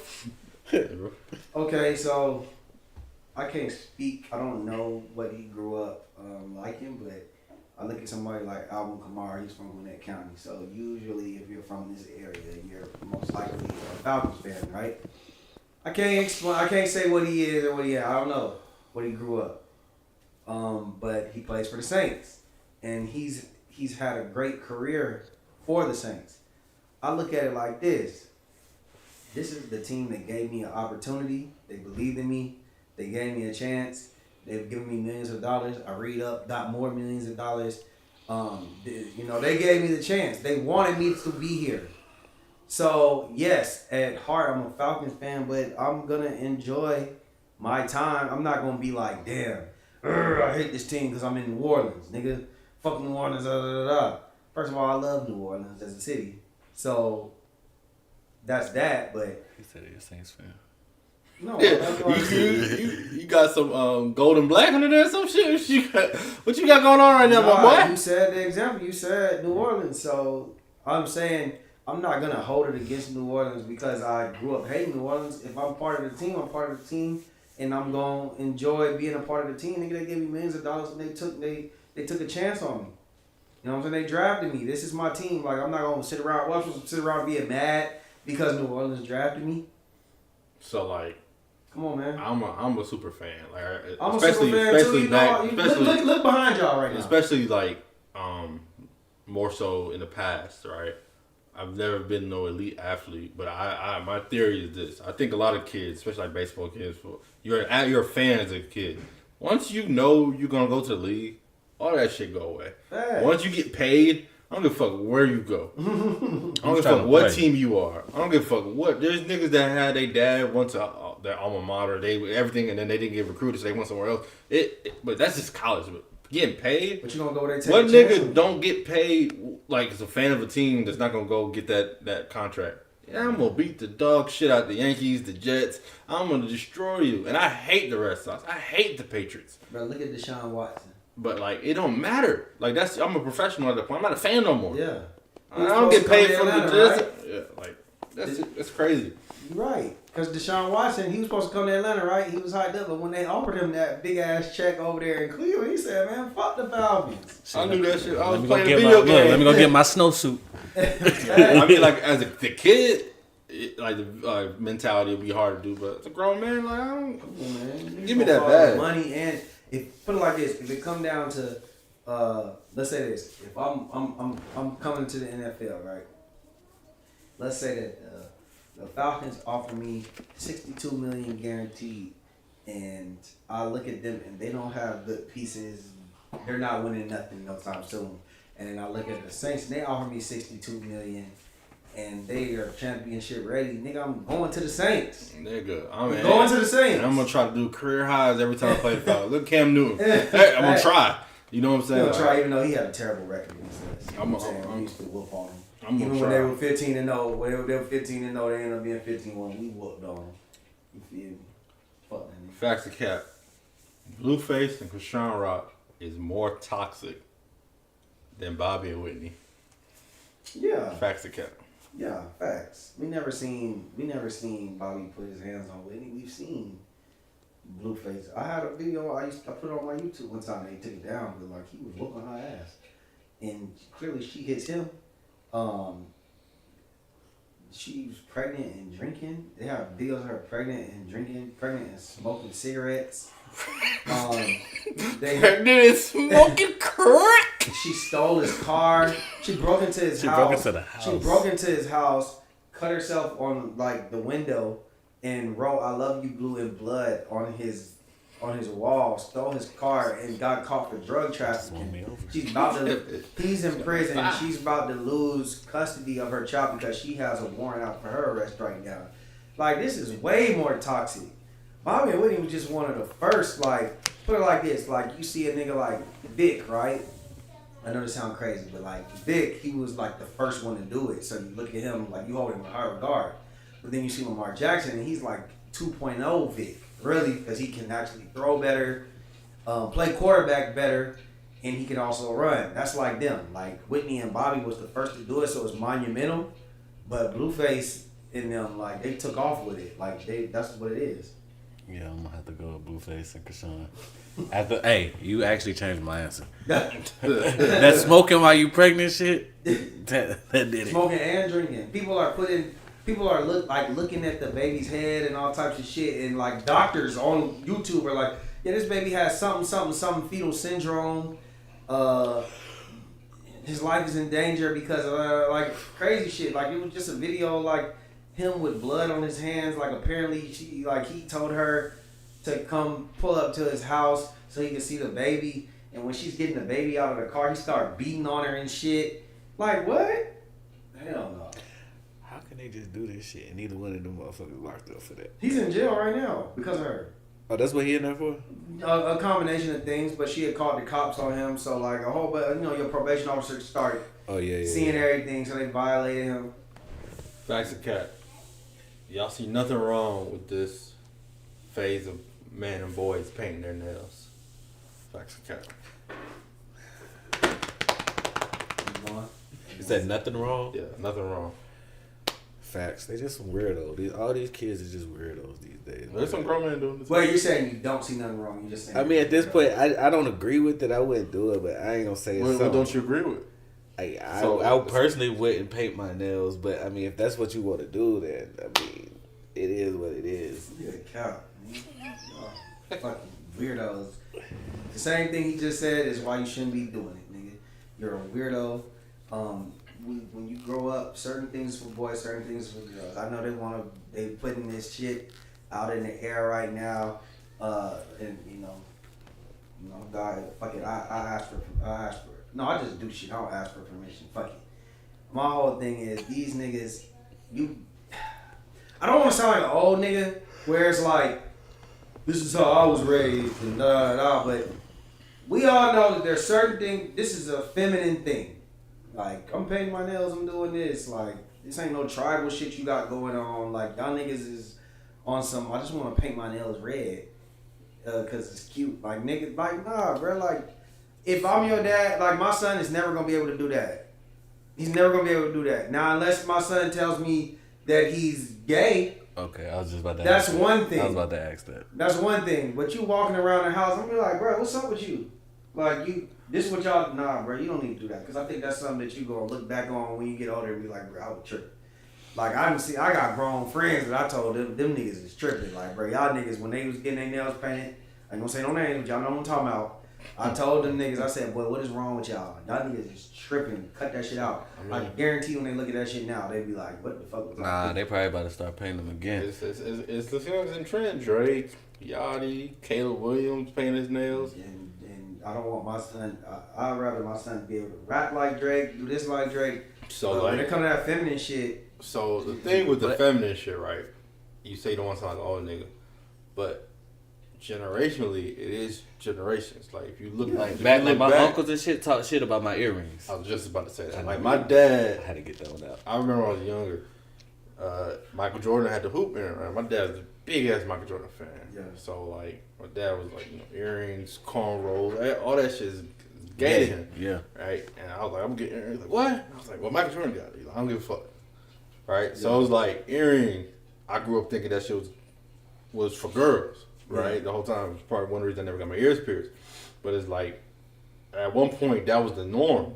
Yeah, because like I'm talking about they talk shit. They talk shit. I 100% agree with your point. And then man bags, sash, like niggas be rocking around with the thing. Nobody, it's fashion now, right? Yeah. Skinny, like so. It's like I don't see it. I'm doing things that I would never do. Like I don't. That's what I had to think about it like that. I was like, man, I can't get jiggy with none of that. But if that becomes the norm, eventually it'll just be a generational thing. I'm gonna say this: 100% get your point. It's not. And I probably am hypocritical, and I'm probably turning into. It makes it funny. I'm probably turning every day. I see myself turning into like my uncle. So my uncle JB, Uncle Jerry. That nigga had a Jerry curl. A wet one, too. That motherfucker was dripping. All types of shit, right? He had a Jerry curl. Jerry had a Jerry curl.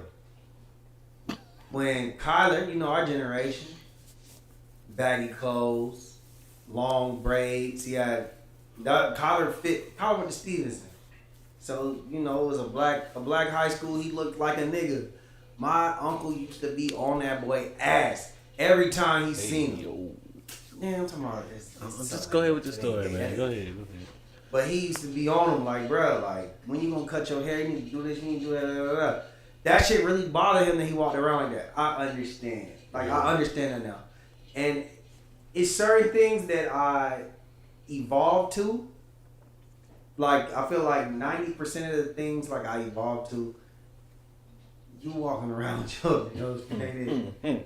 You know what? Caleb Williams, if he got drafted to the Falcons, I don't give a fuck if that nigga got his nails painted. Nigga, can you throw a spiral? Mm-hmm. My son, though? Caleb Williams is his favorite player. He grew up, you know. My son, listen. And then like the You're more they start sponsoring this shit, so it gets even more like publicity. So kids start doing it. You know, listen, son. Maybe later on I might cave in, pause. But not now. Not now. I'm just not there yet. And I'll tell him it's 100% my ego. I'm sorry. I'm too honest with these kids. Because I That's said my- so. That's 100% my ego. You're not finna be walking around here with your nails painted. When you get your own space, or maybe when you get a little older, and maybe I might, you know what I'm saying? But the more you talk, you sound older and older. Right? I am. Listen, bro. I'm embracing it, bro. I might be just a little. I might just be turning into. Oh, you ain't saying nothing wrong. I'm you know agreeing with you. Like it is what it is. When you start off saying, I ain't trying to sound old. Like, nah, nigga. I ain't, but I knew that I was. Culturally, I knew that I was. Culturally, generation is different, man. I went to Africa, my uncles just having a jewelry on. They look at me like, making sure you ain't yay. I'm like, what? Like, yeah. Anything outside of a wedding ring, a nigga ain't supposed to wear. Maybe a watch. You better make sure it's a manly watch. My grandfather used to be on some shit like, stop wearing your house, and when you come in my house, take your hat off. And that shit, until this day, it still doesn't make sense to me. Like, why can't I keep my hat on? I mean, you're not supposed to wear hats inside of houses. Churches. I get it. That's like some old superstitious shit, and just out of respect, I did that. Old niggas and superstition is crazy. Yeah, and out of respect, that's his house. I can't tell another man. That's his rule, right? And it's not outlandish. So it's like, all right, I'm gonna take my hat off. But if y'all niggas came in here, or like my children, they come in here with a hat, then keep your hat on. I don't give a fuck. You know what I'm saying? Maybe have a bad hair day. You know what I mean? Certain shit just don't bother us like they did. Yeah, you know. I feel like just The painting nail nails, shit though. That's kind of unreasonable. I'm just. Hey man. I'm thinking what your granddad gonna say when he see it. He gonna judge me. But see, that's on part. spot. That's the part where it's good to be a parent. Like, now I can just tell you to do some shit because I can. Like, you know how you would be like, yo. What I just told you. When I said, Callie, can you bring me down the charger watch? I said, that's the best part of having kids. You tell me what the fuck to do. I said how I really feel off camera, but I'm like, that shit is crazy. You got anything else? Y'all know? Come on. We podding today, baby. Facts or cap? If you were a thespian, an actor, for those who don't know, would you wear a dress for a role? Yeah. How much is the check? Normal. I'll do it for free. Oh, you a cheapo. What is it? You ready for my explanation? Would y'all wear a dress for a role? I mean, shit, honestly though, like, if that's my career and I'm taking it serious, I'm looking at the greats before that came before me, and this shit really, like, I mean, if that's what's gonna, need to look at the grades. if that's what's gonna land me my role, hey, fuck it, I gotta do what I gotta do to get my. Before it doesn't go, do you feel like that's degrading at all? Or I don't see nothing degrading about it. It's a choice. And do you feel like it sets black people back? And thirdly, if it not set black people back, do you feel like it's like they pushing the gay agenda? I don't, because I mean that's movies. Like, it's not just black people. Like, everybody want to take shit and just make it black or white. Like, no, like there's white comedians, actors that wear dresses. Like, they did a whole it's list like, of like 30 white people who wore a dress. yeah, it's just we goddamn always want to make something bigger than what it is. You're acting. It's not like I'm walking down the street in a dress going to the store. I'm doing this shit for my money and I'm out. Like, And I seen what Cat Williams said. He said something where it's like, have you ever seen? He said the people that wore dresses, did they ever fall off? Or something like that, and he was like, the people who didn't. He basically said, you've never seen an actor that wore a dress and didn't, and they never, and all of them have successful careers. Basically, it's a rite of passage. They force you to do it, and Yeah, it's consequences. But I don't think that's probably forget if it's real or not, or not. Forget it. Do you take that in consideration, or is it not? No. So I seen Terry Crews. He did an interview on Club Shay Shay, and he basically said like, people were complaining about, a lot of people, like, it's been a question that Shannon Sharp has been asking for a while, like people that you know been interviewing people that was in Friday after the next, saying that Ice Cube don't pay, and he basically said he had a good analogy. Like he was saying, like nigga, we played football for free, we played basketball for free. You didn't get paid until you was the professional athlete. So my whole thing is if it makes sense and I can be an actor and I feel like it's a big opportunity for my career, I don't really give a fuck. And I feel like it's not necessarily like the most degrading thing. Like if I'm doing a movie called Big Mama's House, and nigga, well I know I'm gonna wear a dress. Right. You know what I'm saying? Like if I'm doing a movie called like Gangsta Shooter Part 2, and then they just throw in, nigga, we want you to wear a dress right here, then maybe I'll have a little, you know, a different, like we can talk about that. Like nigga, what? Yeah. See, like me, unnecessary shit. I think I draw the line. Like if they try to get me to do like a gay scene, that's where I draw the line. Yeah, that's I'm where you talk about it. Like that shit was not part of the program. Yeah. I'll be honest, like that's why I'm not an actor. If I was an actor, I feel like actor's one of them jobs where like to be good at it, you gotta like be lost in the character. Yeah. And then you want to also challenge yourself. Mm-hmm. So like a lot of people don't do gay scenes or don't do dresses and shit like that, but like, some of them do because they feel like that's a challenge. It's like, well, no, I ain't gay. But, okay, so now that's almost like that's the thrill. That's the winning the championship, no homo, of acting because it's like I can do a role I can never do in real life, and I can make you feel like I was exactly. So like that mindset to me, it's incredible, but. I can't do it. That's why I'm not an actor. And that's why acting ain't for everybody. Just because you a comedian don't mean you need to be an actor. Hey, but going back to that Terry Crews thing you was talking about, if you look at all them folks from Friday, the main characters, they all blew up from that. So you taking a small payday, bro. Look at this shit. Look at the shit they do. $4,000. Hey, and now so he thanks Ice Cube every time I see him. Yeah, he gave him a shot. And now look, he's doing like America's Got Talent, whatever the fuck shows is. He's hosting that. Like, bro, he's making millions of dollars based off of Ice Cube. Put it like this: I basically do YouTube for free. You know what I'm saying? I'm willing to do that shit for free. Because when that check comes. Because when I will, and I'm speaking to fruition, like I'm willing to do it for free. You have to be willing to do something for free. Especially if you love it. If you love it, you know what I'm saying? Like, nigga, all the countless amount of hours I done played basketball for free. Yeah. You know what I'm saying? So that's why I don't agree with that. And I mean, it's just documented. Like they make it seem like that's just a black thing, and that's just not the case. You know what I'm saying? Like it just depends on the situation. It's situational. Like, do I look at Martin any different because he wore a dress in Big Mama's house? No. Not even a little bit. Never. Now I seen the nigga who played Stacey in the Wood when he played in Lockdown or like Lockdown or something. There's a movie called Lockdown with Master P and shit. In a scene, he was in jail and he got raped. Like, and it was very brutal. The scene looked real, and he even explained how he did it, and it was nowhere near as bad as what they made it seem. But he said he regretted it because he tried to talk to them about the role and he still went and did it. Now that's something different. You know what I'm saying? Like, this is kind of like a movie about jail. This is a manhood movie. Like, you know what I'm saying? Like, in jail, you have to result yourself in animalistic type boundaries. Like, in just how you act. Yeah, mentalities. So, I understand that. But Big Mama's House, nigga, a comedy. It's comedy, man. You know, Medea. Like, Medea, you know how many... Medea's... I think Medea is a coon, is like some coon shit. But I didn't laugh at Medea. Like, he's willing to take it there. For Tyler Perry, that shit started off as a play. But the plays are historically classic. They're funny, the idea. I think it's just like Big Mama House, like, Martin ain't going on a Big Mama House tour. You know what I'm saying? He made 2 or 3 movies. Well, let me ask you this. But that's how it started, though, right? So let me ask you this. Tyler Perry, that's who he started as, right? Yeah.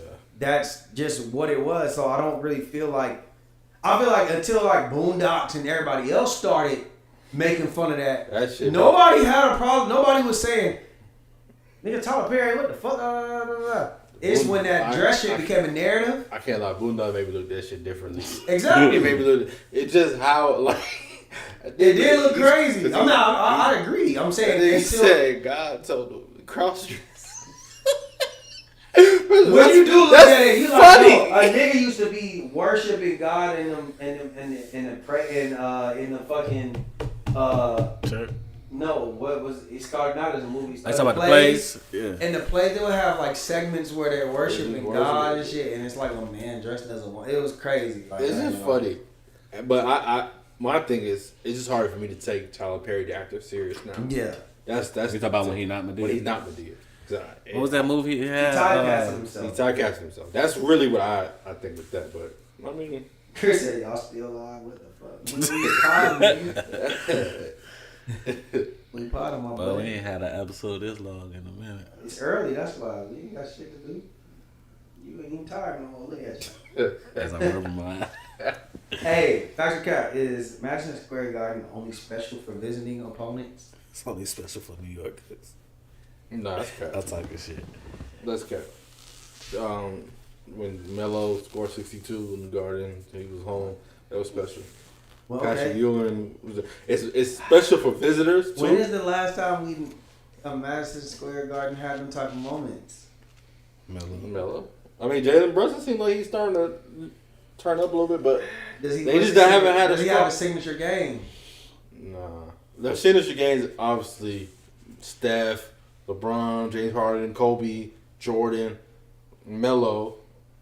But yeah, it's more. You could make the argument it's more so, but you exclusively or even like more than like if the Knicks are good, that shit be rocking. Like shout out to the '90s.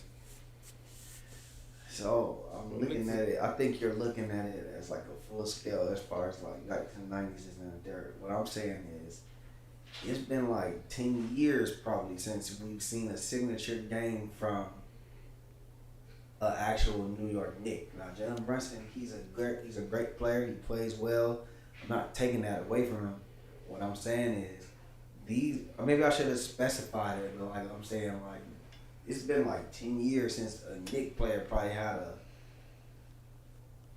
a signature game. What I'm saying That's is, an indictment on the players, not right the, now, not the stage. Madison Square Garden is more so for the visitors. Like, I don't think fans are going to see the Knicks because they feel like, you know what, this nigga might have one of them games tonight. I think they saying like, oh, LeBron's in town, and they're saying like, oh, well, this player's in the Steph is here.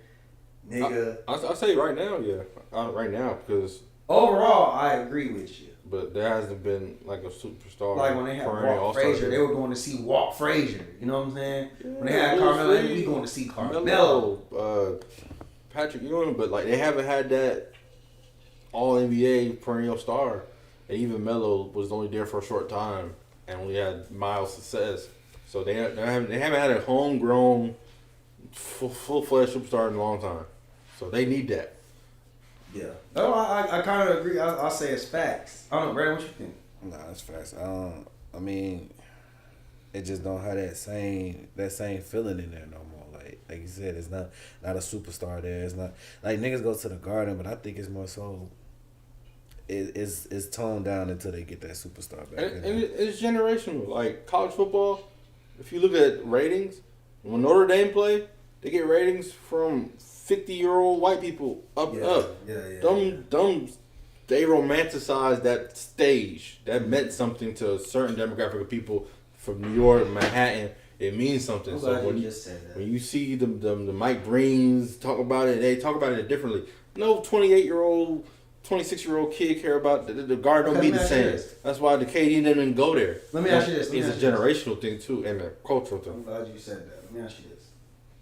So, I feel like in my lifetime, I've always never really understood the Madison. I guess because it's New York and it's like the biggest market, but I've never understood the whole Madison Square Garden, New York City. I've never understood the hype behind it. I know you're from New York, so you got a different experience, right? I don't know how Brandon feels about it. I've never understood it because to me, I'm like, nigga, this is just like they've never had like the greatest players. Nigga, my earliest recollection of New York is Latrell Sprewell. I think they lost in the season, the lockout season against 99 the Spurs. Yeah. That's like one of my first moments even watching the NBA championship. So other than that, like I've never had a moment with the Knicks where I'm like, the Knicks have never been good to me. You know, they like right now they're a playoff team, but they always like middle of the pack, 4 or 5, and then That's probably the best I guess team it they had had in a fuel to while. the fire that the way that the Hawks did them when you know what I'm saying for me. So I never really felt like I feel like they always have like a good player, but never a great player. Like I think Jalen Brunson is cute. Pause. He's cute for the Knicks, but like No Diddy. But I'll say this, like, I think when I was growing up, it was a huge deal. Just because, like, I remember the lockout year. That was the first year, like, where I know, like, I remember John Starks and when Larry Johnson hit the 4-point play. Like, I remember that, but, like, 99, because I moved down here, I vividly remember that series. I vividly remember talking to my brother, like, hey, can we beat Tim Duncan? Can we beat the Spurs and them? That Tim Duncan nigga look like he kind of good. And he'd tell me, yeah, and I get mad because I'm like, what the fuck? Beat the shit out of us. you also got a brother too. So. Yeah, so like I remember Chicago killing the Knicks, but what I remember is the Madison Square, it was bigger than just basketball though. The arena is a world renowned arena for big stage shit. So I probably Like they don't gonna go in there. understand Like that they gonna aspect go of in it. there. They trying to be the freshest. It's like a show. So it's like, literally like the most famous People arena. circle that. They circle that on their calendar. So you know how you got Vegas, you got like Caesar's Palace, you got like Staples, you know, but Staples ain't even called Staples no more. no, I'm talking like it's called like a Crypto. big staple. I get what yeah, you're saying. yeah. I think it's partially because too I grew up. You I just seen him on the screen, bitch. I think it's partially because I grew up hating New York as a whole city. Like that's what you're taught. Living in Georgia too. New Jersey. So I think maybe it has something to do with that too. I didn't respect New York. All of it's a big ass stage. So, but now in 2024, I feel like, especially in basketball, it's overrated. It's culturally like. What's that arena now? What? What's that spot? Like, is it? Shit, you got. I mean, I don't think because you had to have a history.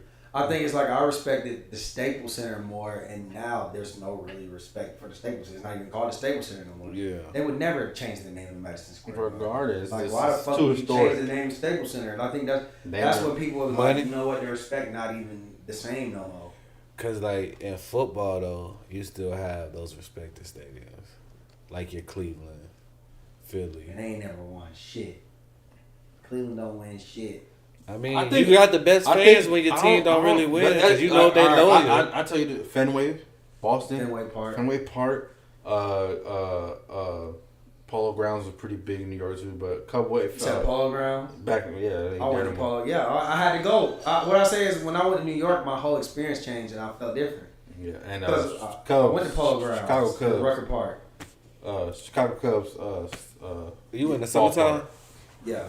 Maybe because every time I went, them shits. That was one of the historic Well, ones. you know, the Polo Grounds is like the projects across the street from the Rucker. But when I know I went to exactly New York, about. you know what made me like New York is the fact that when I was saying I was Shrooms. going to New York and I was going to do not even that. You know, I did shrooms. I never walked outside of my hotel high on shrooms though. I was only high.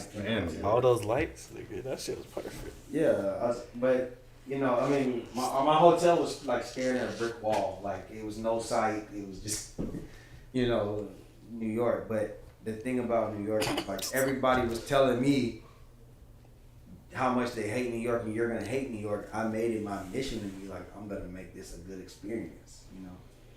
Yeah, that's one place. You know, I'll go back, but it's not like. You got one for the Shaq. The Shaq. I see the Shaq quote you put on there. Where you said basically Shaq said a man should never open up to his woman because once you do, whenever something happens, they're going to throw it back in your face. Facts. Facts are cap. And I see Monique In the say something about that majority, too. I ain't gonna say every woman is like that, but if you take a majority of the time with a lot of women, that's fat. You gotta know your woman. I'm scared to answer this question. I mean, personally, I don't go through that in my marriage. Hey, I don't. That's not something I have. But there's plenty of other people I've dated or talked to, and once you open up, marriage, it's just life. I'm saying, but like that's why I said I grew a lot of girls in my house. as a whole, Nigga, they're gonna hold you. You giving them that ammo. That's your weakness. You opened up. You exposed your weakness. Now they gonna play off that shit as soon as they get mad. Not too many people, specific girls, hold it down in the art in the worst, like Especially in the heated moments. Yeah, That's the first thing they go. Girls know how to poke and make you like. and they go for the worst go shit. for And the it's worst like, shit. bro, Their I told you mouthpiece this is shit. different. I said this shit in Confidence confidence, in you. and now you want to take it and make it just be malicious with it. Y'all are right. Y'all are right. Y'all are right. y'all are right. But I'm gonna tell you where Shaq is wrong too. Y'all are right. Women do that, and he's right as far as that. Women do that, but and it's unfortunate. But my thing would be this: you shouldn't be opening up to just any woman, to just everybody, right? That's true. That's why you have a wife and you married her, because you probably felt comfortable enough to do that, and then you see the traits, like she held it down. I'll say this: I remember the first time I ever realized, and there's something about that where I was like, you know what, Shaq has a point. The first time I ever had a real vulnerable moment with a girlfriend, I remember I was just going through a lot at the time. I think I had lost my job and everything, and just not having no money. I had shit I had to do. I was stressing, so I remember I just kind of broke down and I cried a little bit in front of her, right? And then she was very supportive, and it's okay, this, that, and the third. And then I remember that we had broke up, and the breakup was nasty. And I don't know if anybody had ever noticed this at the time, but I remember like she just got on, like she was so, I broke up with her, so she was feeling the type of way. So I noticed that every time I would put something on Instagram or something, she would have like a little slick dish out to say. That's why I ended up blocking her. But I remember one time I said something, and she just started like doing a lot of tweeting, and she was like, I could never deal with no man who cries in front of his girl. Like, what type of man are you? And da, da, da, da. And I knew it was about me. And it didn't like hurt my feelings, but I just looked at her like, see, this is why. It reassured why I broke up with you, because look how you acting. Like, you can't hold nothing down. Like, I had a real vulnerable moment. You were supportive then, but now you online. Like, all it takes for you is somebody that probably encourage you, and you might say my name. You might say this nigga did it. Everybody know that we just broke up. So clearly we, you know what I'm saying? You talking about me. So, and that's the problem about women always want a man to open up, tell me how you feeling so I can know. And then the moment you do it, shit like that happens. Yeah. So I agree. I would say, keep your heart. My advice would be to a young person, keep your heart close and just really judge. Like, really, you might have to take your time before you open up to a woman and say things. Now, once you really know that that's the woman for you, that's when you should just 100% take down your guard. But in a way, he's right, but overall, he's not right. Like, he's been married twice, so I don't think Shaq should be saying that unless he just had a really bad experience as far as marriage, because you've been married for years and had kids with women. Those are not that. Like Jasmine, I could have any vulnerable moment with Jasmine, and I trust that she would never say that out loud to somebody else. You feel me? Like, that's just that. I think Shaq kind of tripping, but he's not. You know what I mean? So. What you got, bro? I agree with Shaq. Damn. It could be. You agree 100% with him? I'm never 100%, but I'm not saying you can't be vulnerable with your wife. Be vulnerable with your wife. It's the whole point. Don't get married if you don't feel like you can. What I'm saying is that I think girls, in general, when they get mad, they know how to dig up shit and throw it in your face, especially vulnerable moments, stuff like that.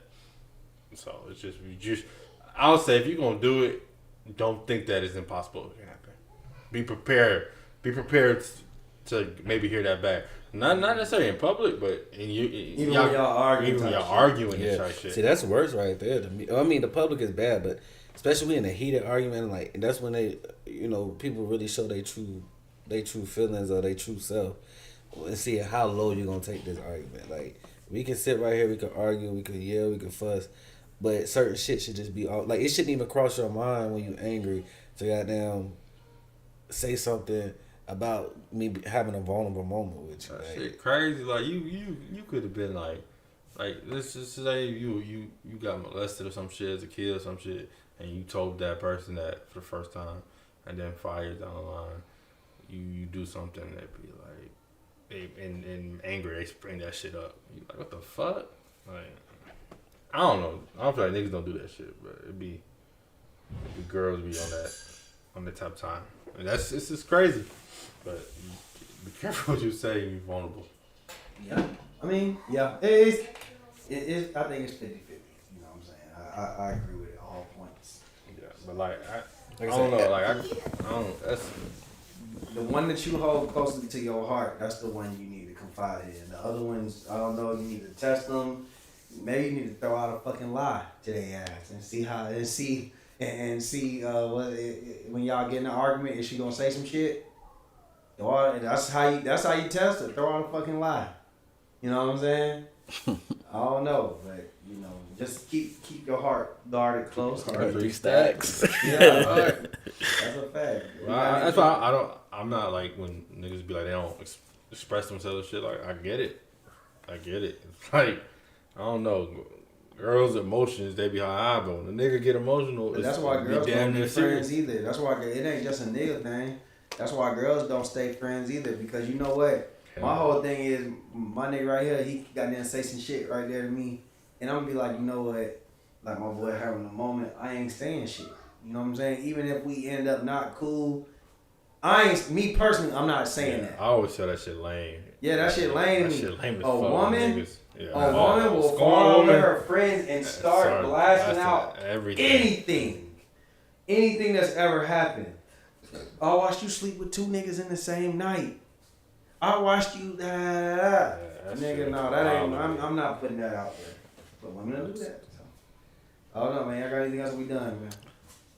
I think we done. We was podding today, boy. Good episode, my boys, man. Hey, appreciate everybody that came through. Make sure y'all like, share, subscribe on y'all way out.